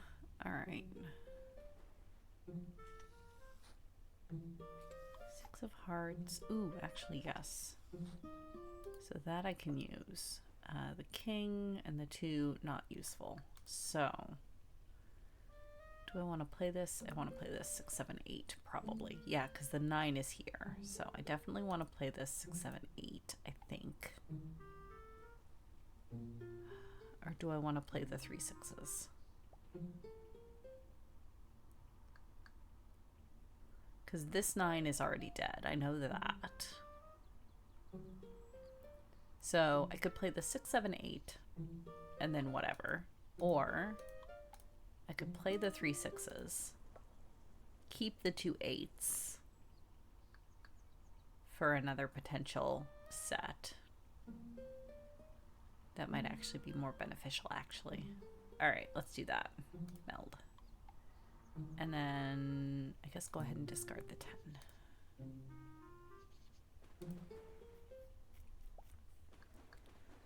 Right. My city. I really like this game. This is a very fun game. Currently, I gain extra points if I have all of my buildings of the same type in a single blob, which I have completely failed to do. We're supposed to surround the robbers, like this one is. So this one is surrounded on all four sides. I guess let's do that here. Because that surrounds that one. Sure. Oh good, a straight line.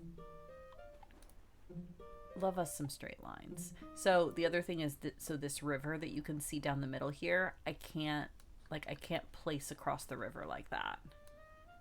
Because each of these blocks is supposedly a building in this city that's growing, so I can't place it straddling the river. Yeah, that'll do. Ooh, or maybe I want it... Or do I want it down here, Twitch chat?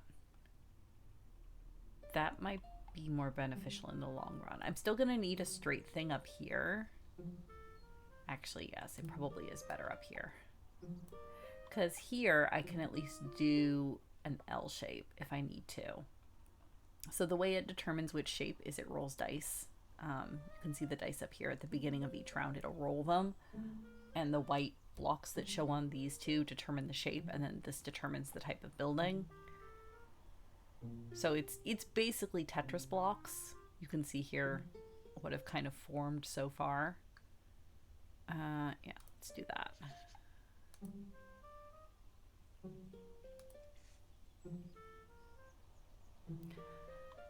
Right. All right. So this is the last round. So anything I build, I need to be able to build completely within this round. So.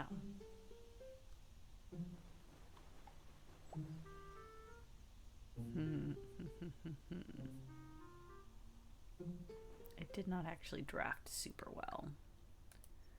So let's go with that. I think I can also do that. I think.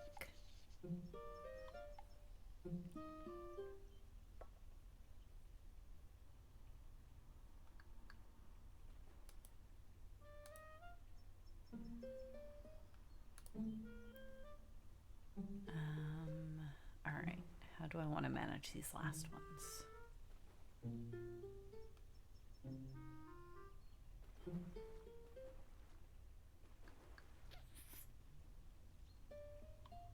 Because I am going to need at least, well, so completing that will get me 2 wilds for there.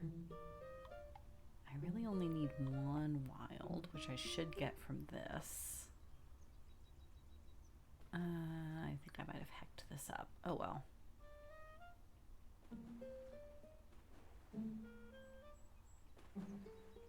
You know what? YOLO.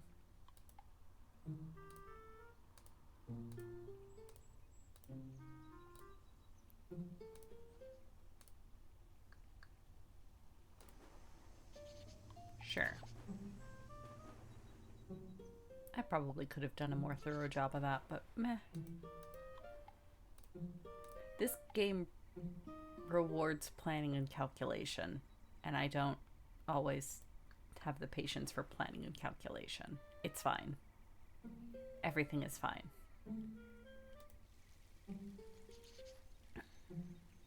Okay, brand new game of Terraforming Mars. Excellent. Ooh, corporations. So, Terractor. When playing an Earth card, you pay less for it. And then Chongqing. When you play a building tag, you pay less for it. Okay. So building tags are Earth tags. The Earth tags is a bigger discount. And you start with more raw gold, but you don't have any production. Whereas this is a smaller discount. You start with less gold, but you have gold production already going. Okay.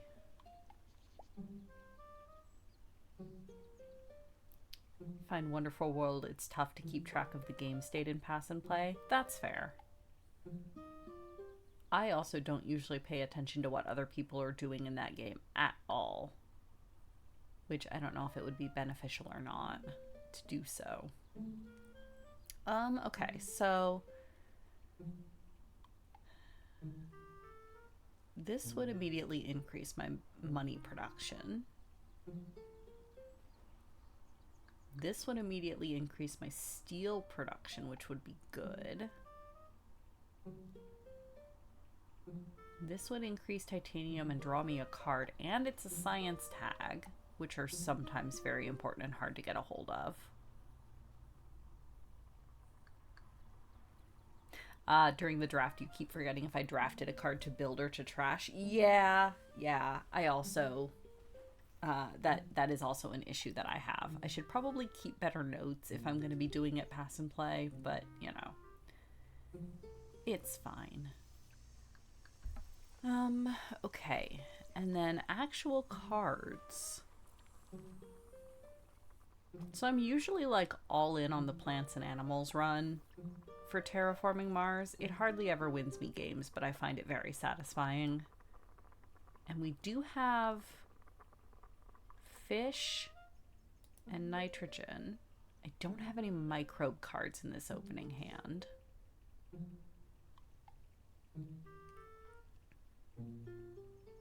There's heat trapping, which would also be beneficial for that line. This makes space cards cheaper. This is a building card. Increase your money for every 2 building tags that you have. Okay. And then there's an aquifer here. So we could go that route. We could go the building route. So what if we did that,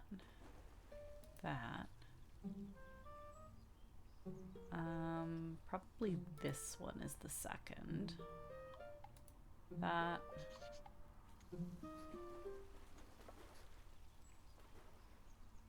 See, that's the other thing. That's the only... I've only got 2 building tags in it. This is not a fantastic opening hand. Not a lot of this synergizes with itself. I mean,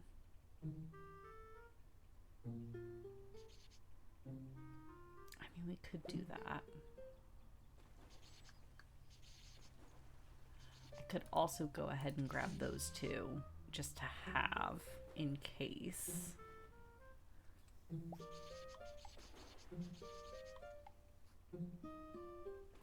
Yeah, there's not a lot here now, but a lot I can build toward. That's fair.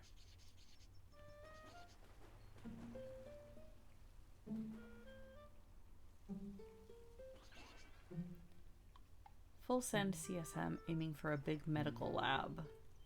Or you can go for a Jovian strategy, keeping Miranda to cash out on your tractor. Yeah. Yeah, because this is the other one. Increase your money for every Earth tag you have. So, yeah. I think I like the building better. I think this is a decent start. And then, like I said, this will let me draw a card immediately. Hopefully that'll be something useful. I think that'll work out. Alright. Committing. Let's do that. Picking fish now is wasteful, as you'll be keeping it in your hand for approximately 75% of the game. Yes, but then when it hits 2 degrees, I won't have it to be able to play it. Fish can be a big payoff because it's 1 point per singular animal, as opposed to some of the ones you play earlier where it's 1 point per 2 animals or 1 point per 3 animals. So if I manage to get basically the idea is if I manage to get this in play and then I manage to play this where I can add 2 animals to it, that's immediately 2 victory points. If I also kept this one, I could add another 2 animals to it for another 2 immediate victory points. Like, sure, I'm paying for it now, but then I'll have it later. Again, the animal strategy has never won me a game, but well, actually, no. I think it's won me a game once. Is it worth keeping it around for the entire game with the upfront cost preventing you from playing other cards earlier? That's the question you need to ask. That's true. And there is also birds that could come up, which is a similar... Yeah, that's true. Gain 4 plants. I feel like this is still worth grabbing now, though. Maybe not if I'm not running Terractor, though.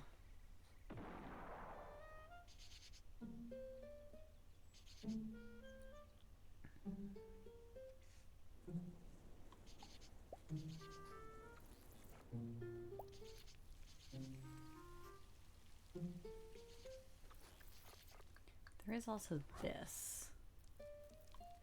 But yeah, I think the idea is if I'm going to get CSM, I'm going to be going in for buildings.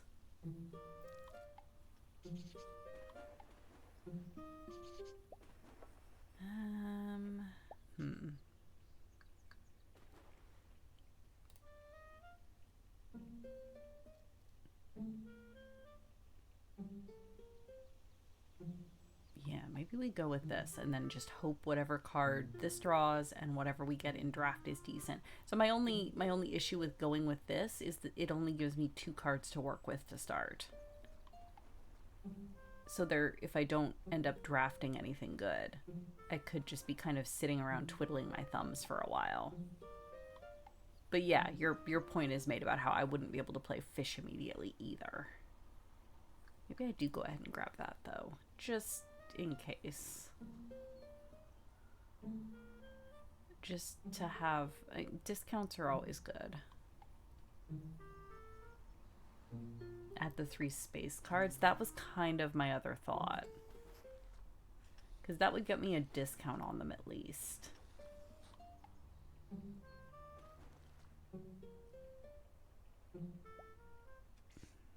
I mean, that is a Jovian tag. Giant ice asteroid? Maybe. It would require me to... Oh, 6 plants from any player. That's true. It doesn't have to be me that has the plants.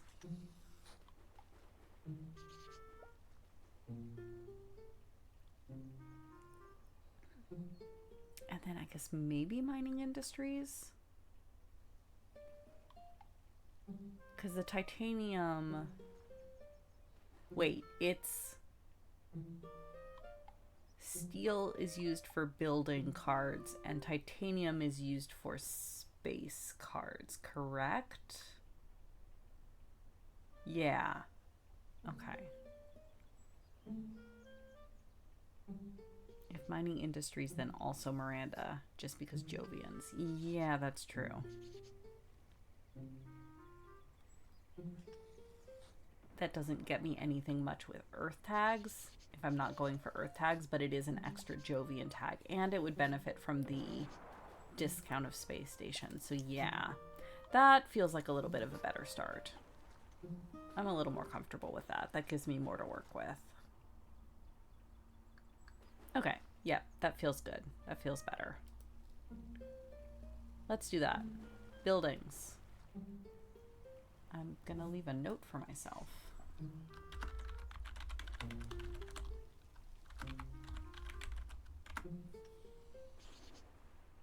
Cool. Hey, I left myself a note. Alright. What else we got? Ooh, wizard. Excellent.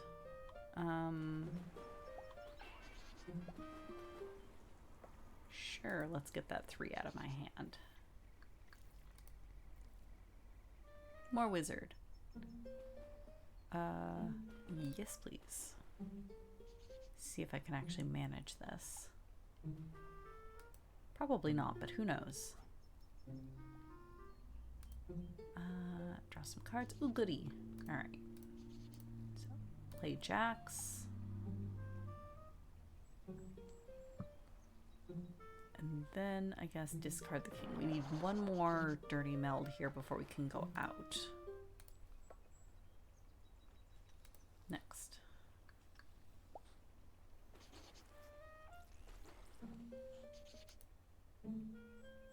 Ooh, Dobby has an ace. Excellent.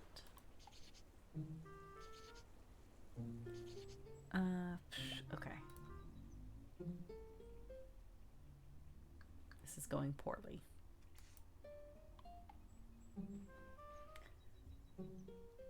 Right. The watery track. Let's do that.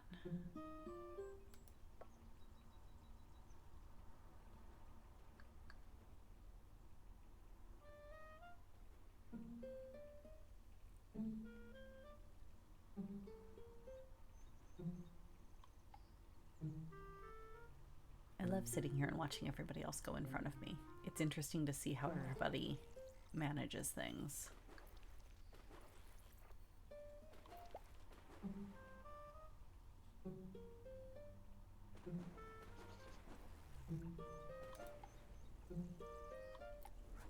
Cool down.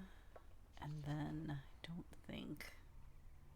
I have 4 heat in my engine.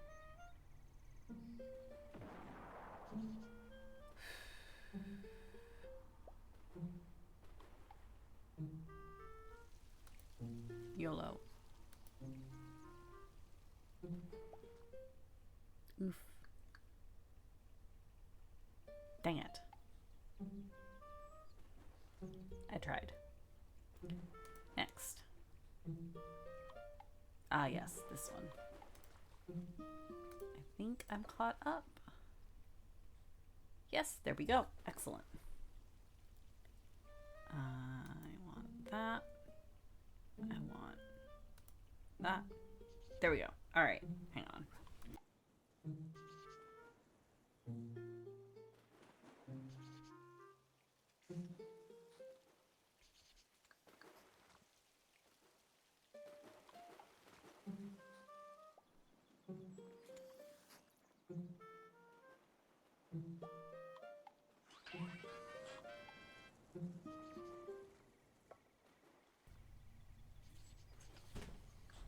There we go. As always, thank you for the board games, friends. Much appreciated.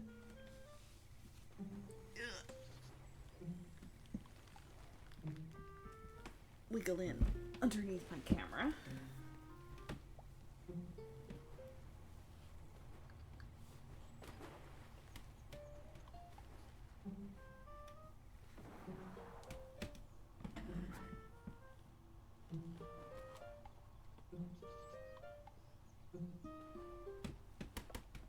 All right.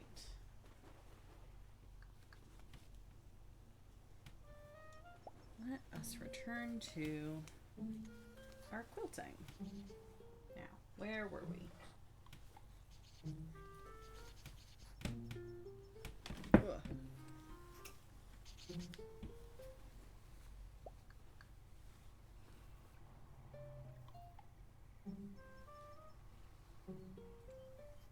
Ah, okay. Following the line around. Where did we stop? Aha, there. I think. No.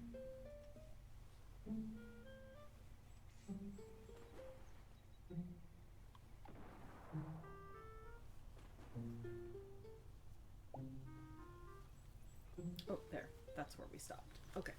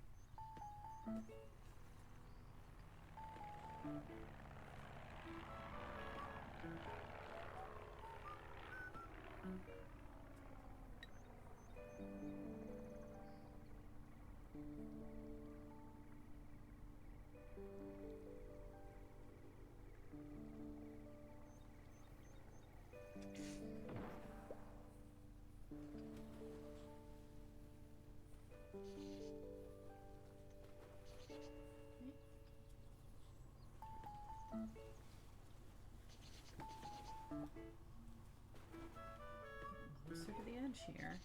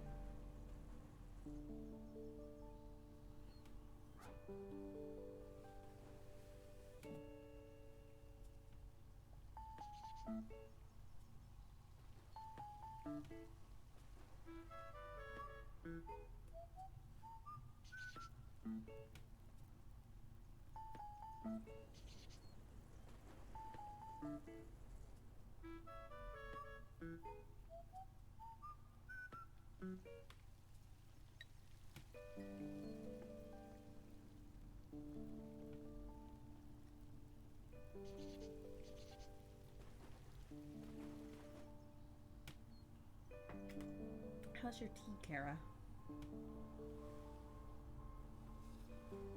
I went and made my wife tea when I got up to take my break.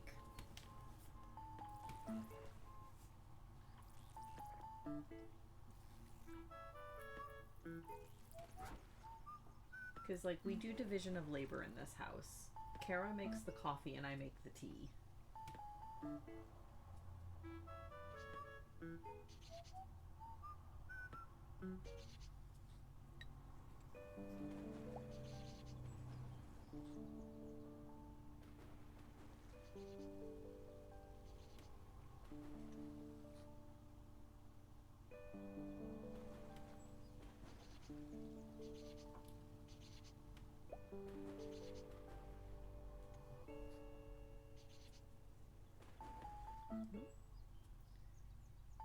Come on. There we go.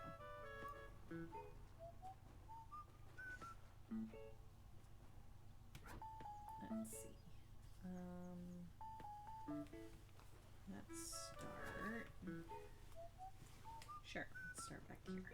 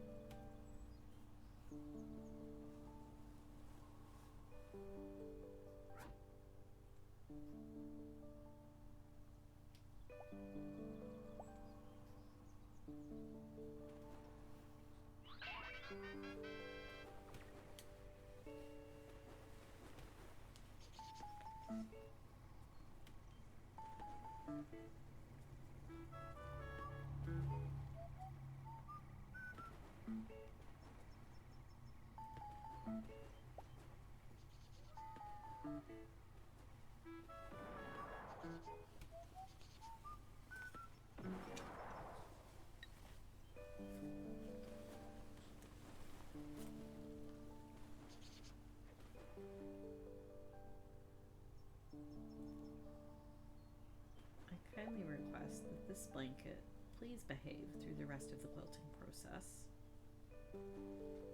Thank you.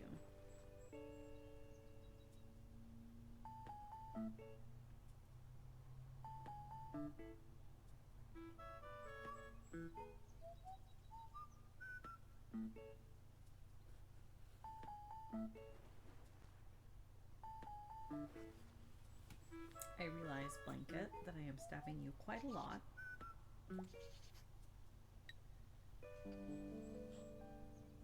It is in fact for your own good.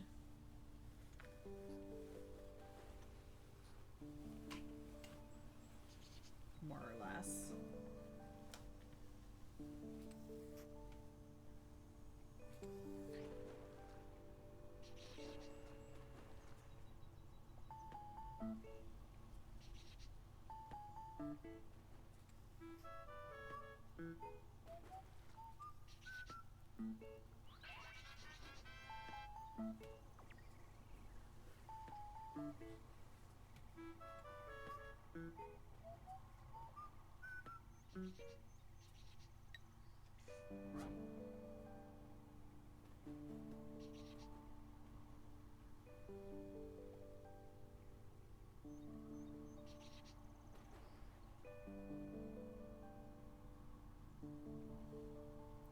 That said, I am probably going to put a metaphorical pin in this once I finish this thread.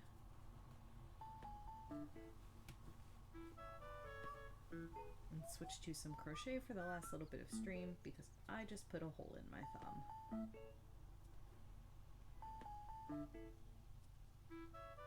Which is fine. It's not unexpected. That's part of building up a quilting callus. It's just also an indication that I should stop for the day.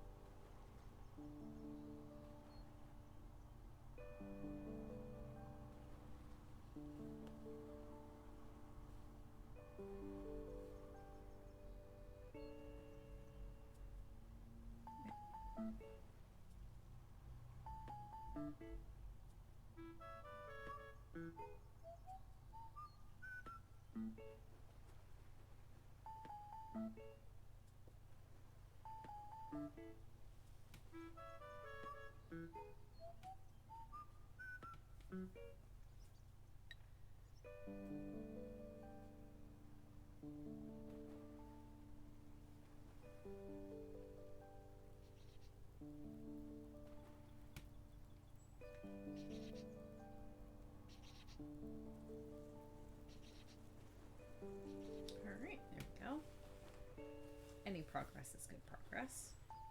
So let me set this aside and get up and grab my yarn real fast. It is just on the other side of the room.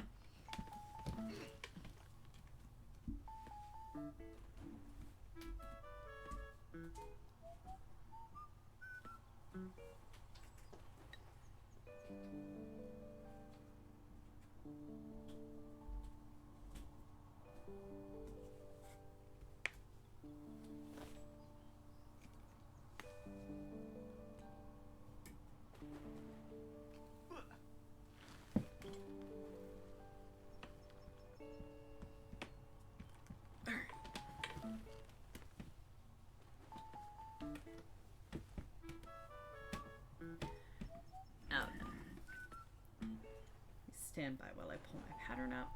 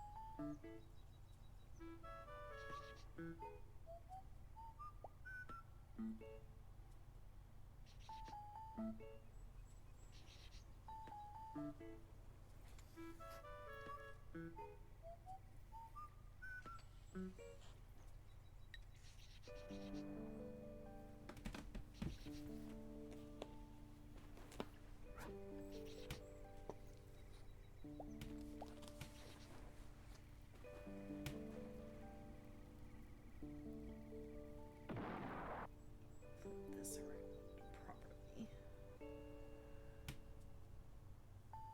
properly. There we go. Here we go. I haven't done too much since last week,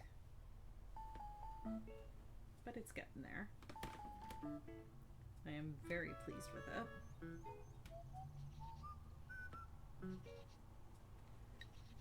Yes, please open that.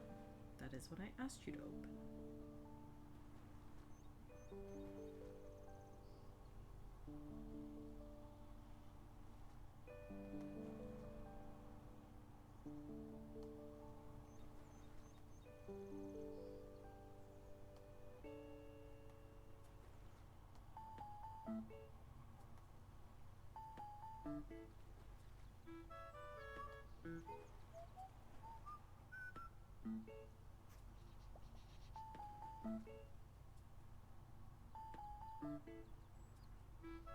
There we go. Okay. Make sure you're at a good place to see. We are here with dirt.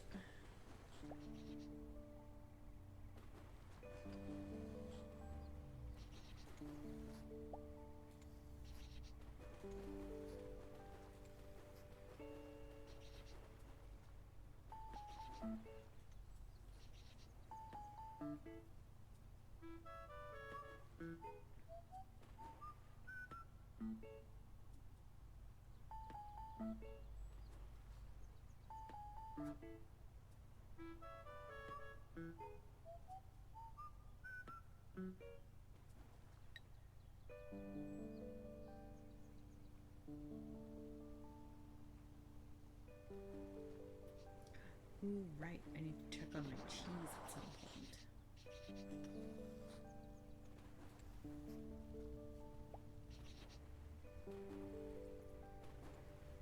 2 weeks ago I made cheese, and it has been sitting in the fridge ripening, aging. How? Hang on, how? How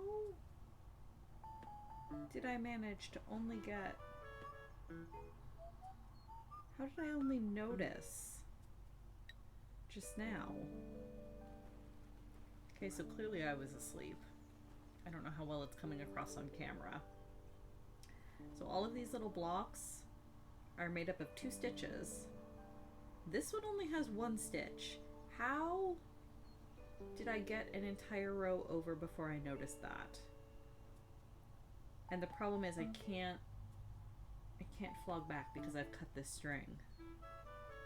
Well, alright, that's fine. Errors exist.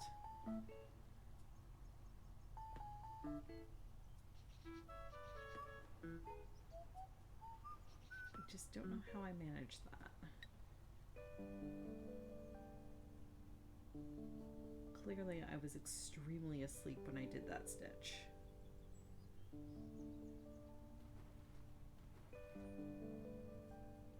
How?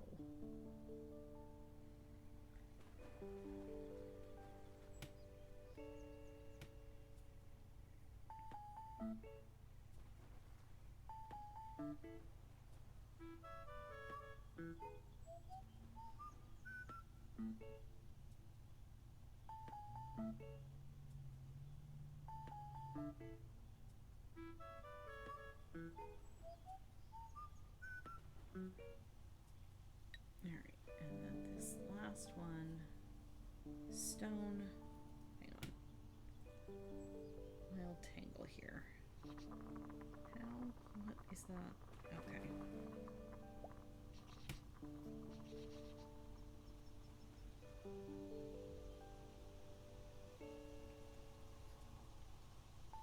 Okay, sure. I see. Good job, Self. Good job.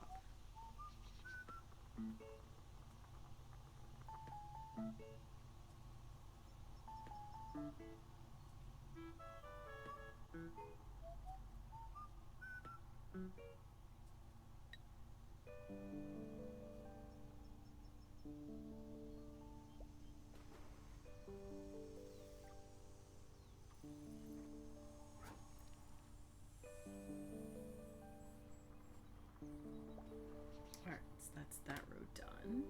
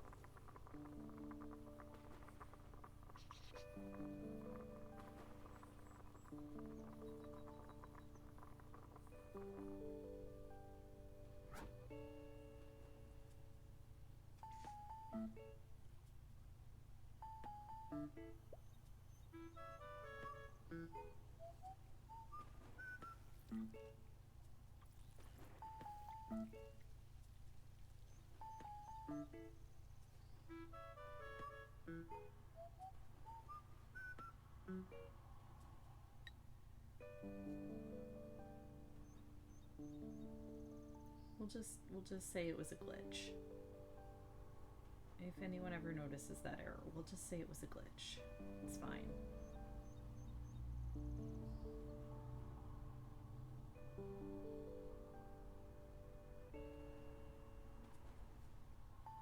I'm gonna pull that thread back to, yep, right here. Off by 1. I mean, yes, you're not wrong. Yeah. Never mind that this is a punch-a-chunk, which is James's thing. I'm just trying to incorporate all of 9 o'clock. Yeah, sure, we'll go with that.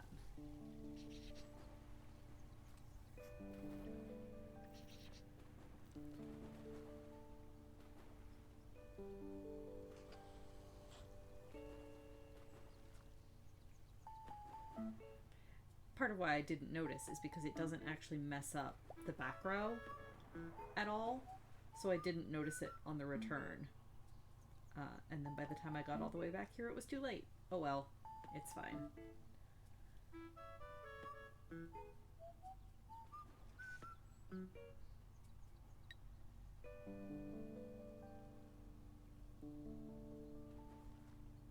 It's one of the less impactful errors that I could have made.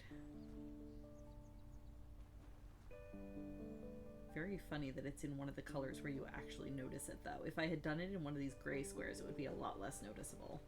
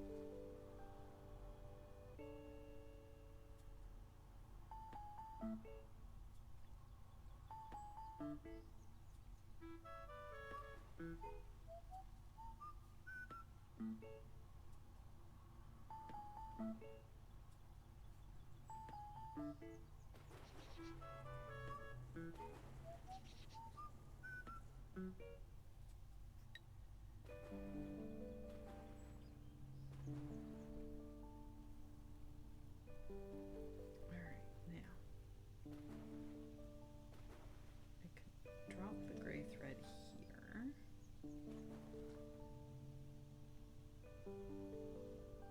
Pick up my dirt.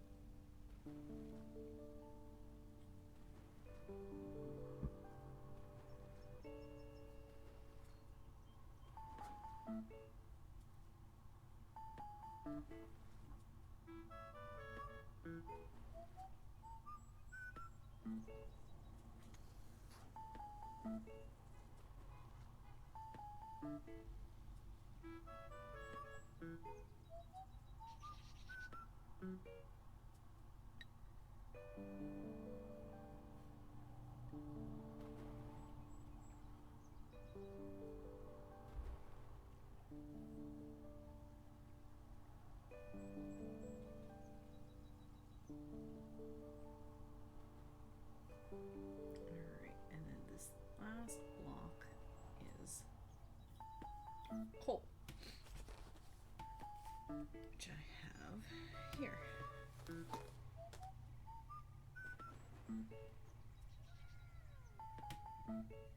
Hopefully just different enough from Deep Slate. I think it is.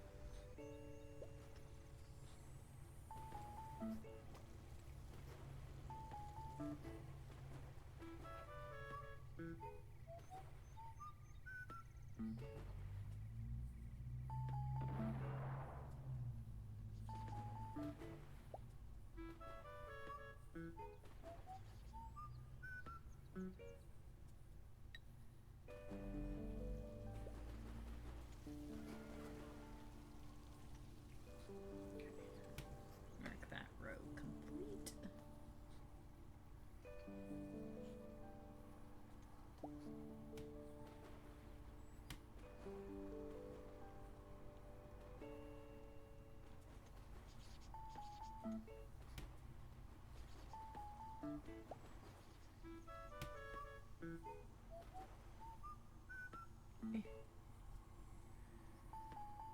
Yarn struggles. Hey, Kuma. Welcome, welcome. Oh god. Come on. Nope. You behave. Please. Please, I'm begging you.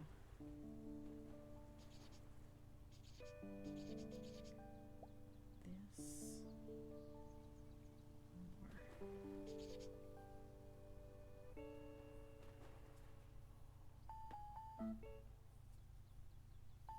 Drop that there. Make this up. Oh, crud. Oh wait, no, we're good, I think. Hang on. Oh god. Oh god, the yarn. Eh. Oh god. Okay, drop that out the front. Pick this up. There we go. Okay. Okay.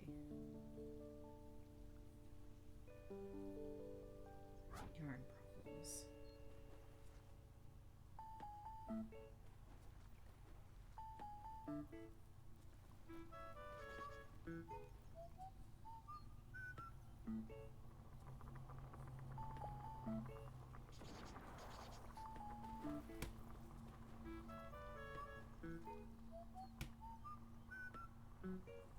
Yeah, that emote's fairly accurate, Kuma. But welcome. You could have chosen to flop down anywhere. And I appreciate that you chose to flop down here.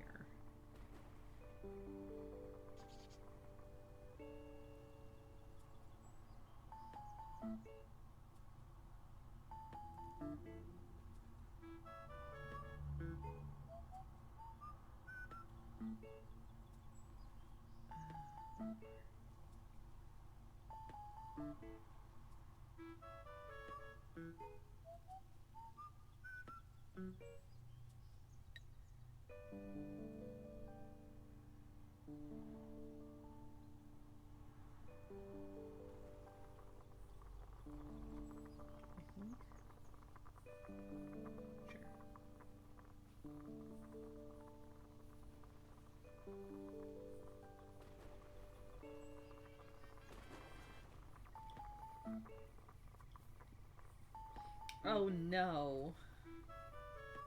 Had to avert a Krispy Kreme faux pas by ordering a second dozen that the kids will eat. Oh no. But hey, that means a dozen donuts for you and your partner? So, overall a win?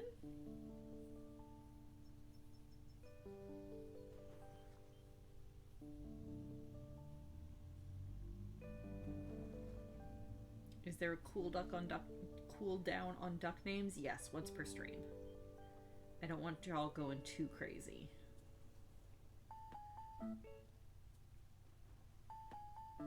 That said, I am planning to try to at least start doing some weekday evening streams again, so y'all will potentially have more chances to earn points.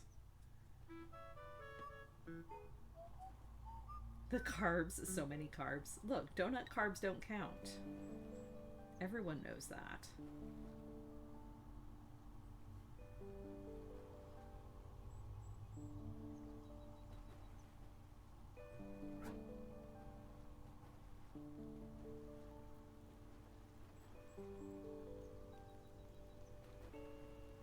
Also, I haven't thought about Krispy Kreme in forever because we don't have them up here.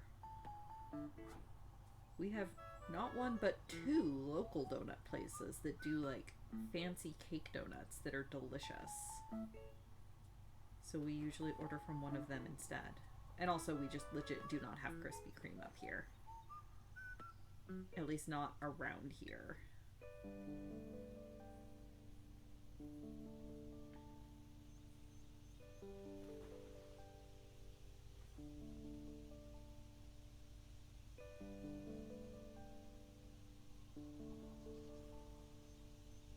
There will be other streams, Kuma. And then you can have a duck.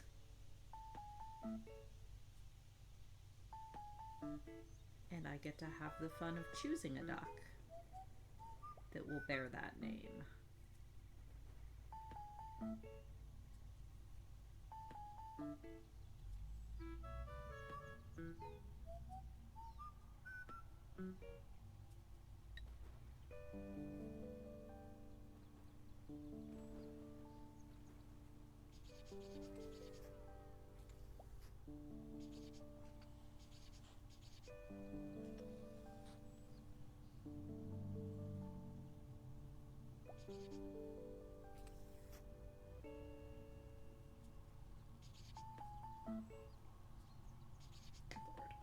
Come on, scarf.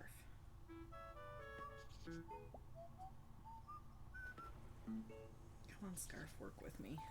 Oh god, the yarn. Everything is fine. Not tangled up at all. But it's fine because there's only one more row of dirt, and then I'd be able to cut that yarn. And only one more row of, or 2 more rows of coal, and then I'll be able to cut that yarn, and then we'll be fine. Everything is fine.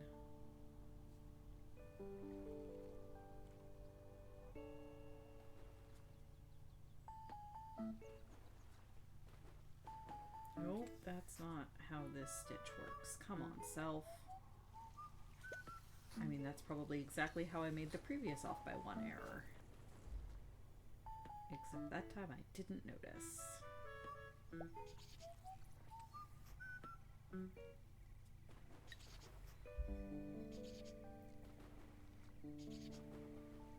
There we go.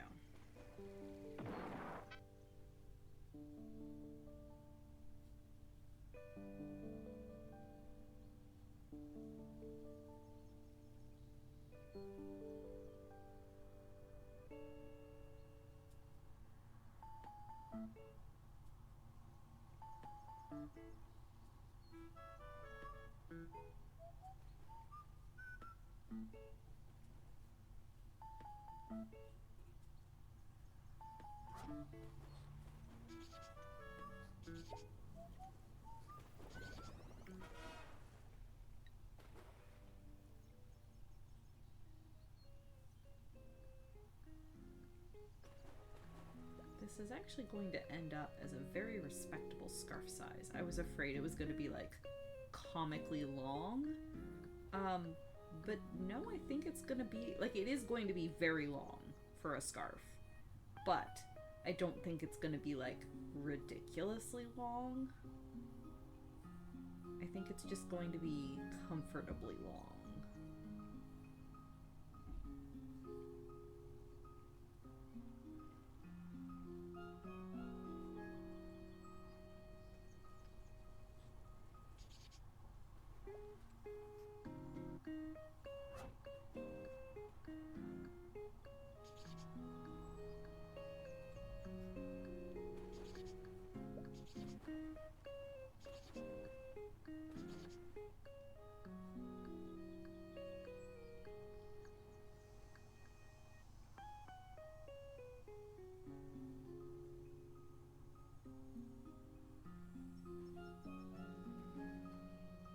Sounds like a fixable problem. There's so much sky you could add. That's true. I also could have begun punching a chunk above 64 or above 62. Like, I deliberately chose a chunk where ground was at water level. I could have started punching like a mountain chunk or something, which would have been longer.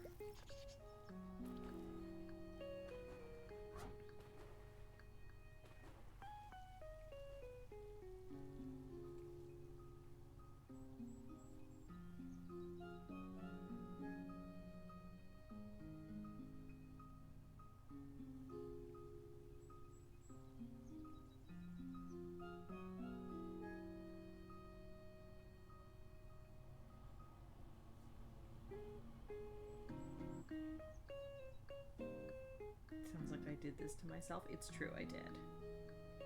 I definitely did.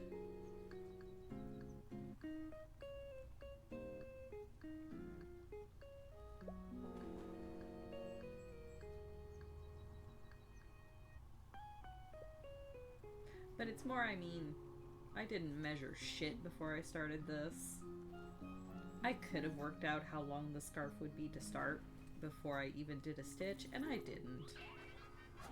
So I'm just kind of pleased that it's not going to be comically long, and that it's actually going to be a reasonable length.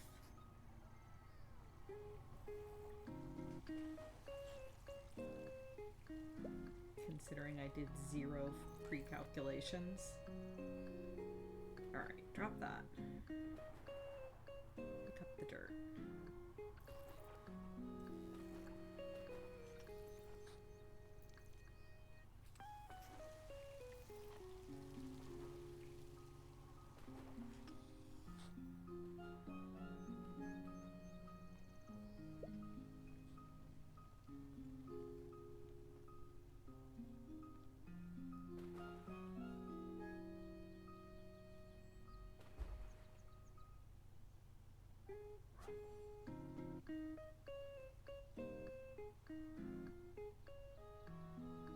imperfections show the beauty of crafts. It's true.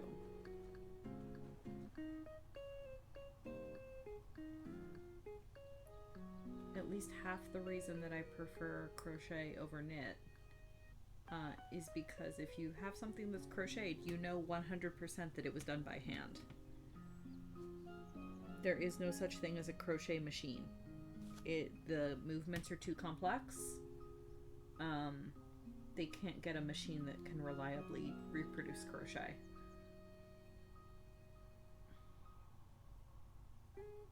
Granted, it might still be crochet that was done in a third world sweatshop where the person actually doing the crochet was not paid nearly as much as they should be. But you at least know it was done by hand. That's an entirely separate problem. God, come on, yarn.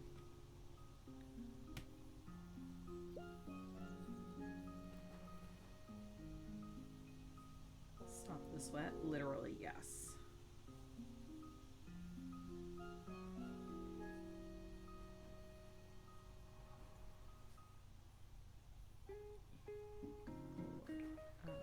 Yeah, that one.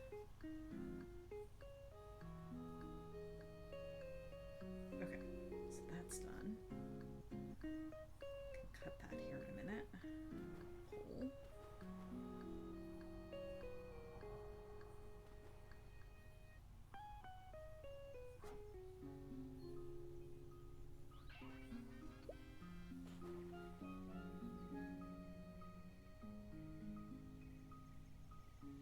But that's why you usually don't see crochet stuff in like fast fashion. It's usually all knit because knit can at least be done by machine.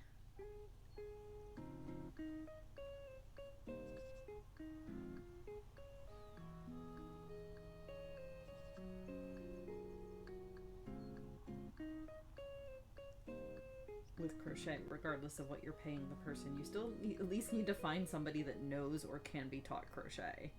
Alright, I have one more run of coal, so I need this to go up one more row.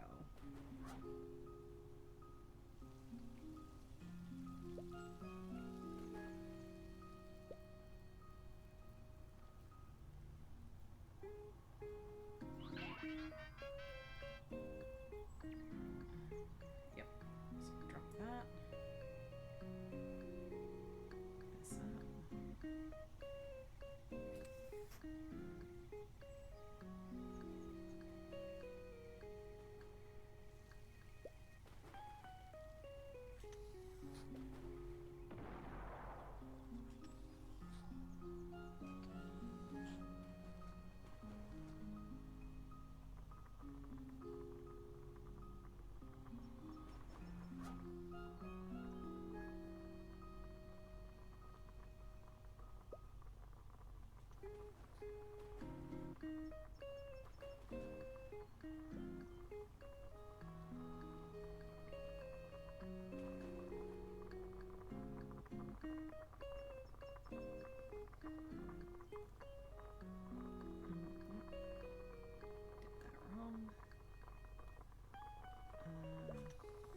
This. Yes.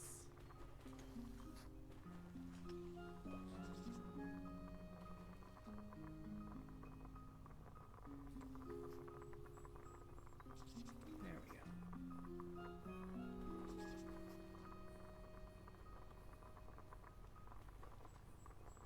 All right. This strand. Dirt. I can cut.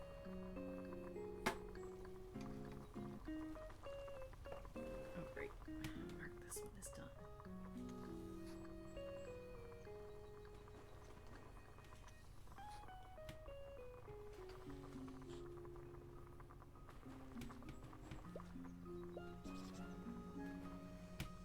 Never fear, there will be more dirt later.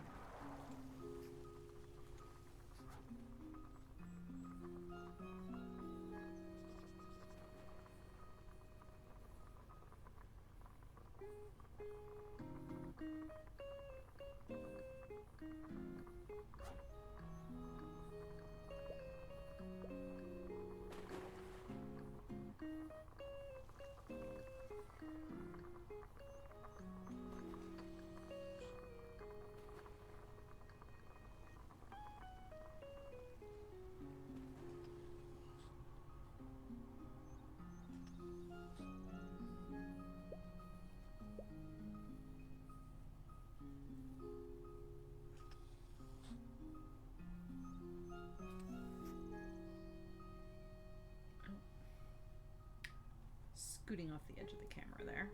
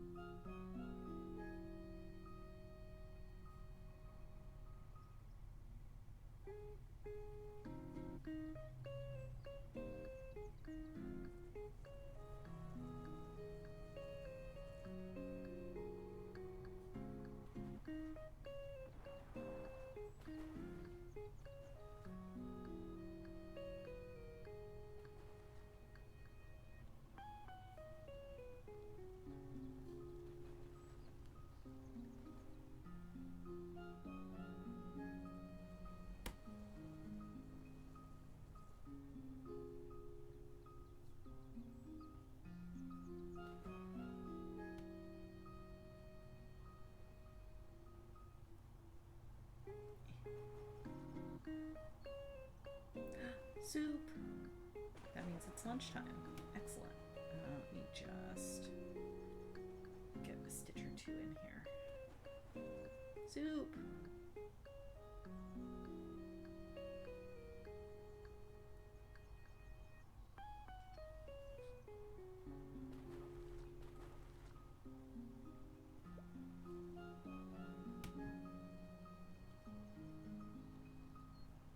Oh, I shall enjoy soup.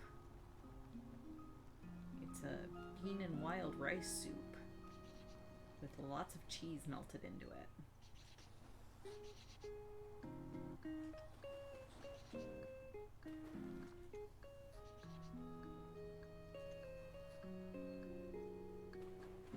Alright, there we go. A little progress done. Oops. Keep edging off the edge of the camera there. So yeah, we'll call it there for today. Thank you very much for coming and hanging out. Thank you to my followers, my subscribers. Thank you very much. Like I said, I may be back at some point during the week. I'm going to try to start up a playthrough of a Pokemon Mystery Dungeon game, because I've been having a hankering to play those again, and what better way to do it than on stream? Which day, TBD. So just, I guess, keep an eye on your stream notifications or the VODs. But yeah, I hope everyone has a really great week. I should be back next Sunday regardless. There isn't a reason that I shouldn't be. So hopefully I'll see you all then. And I hope you all take care of yourselves, stay safe, take care of each other. And I will see you in the future.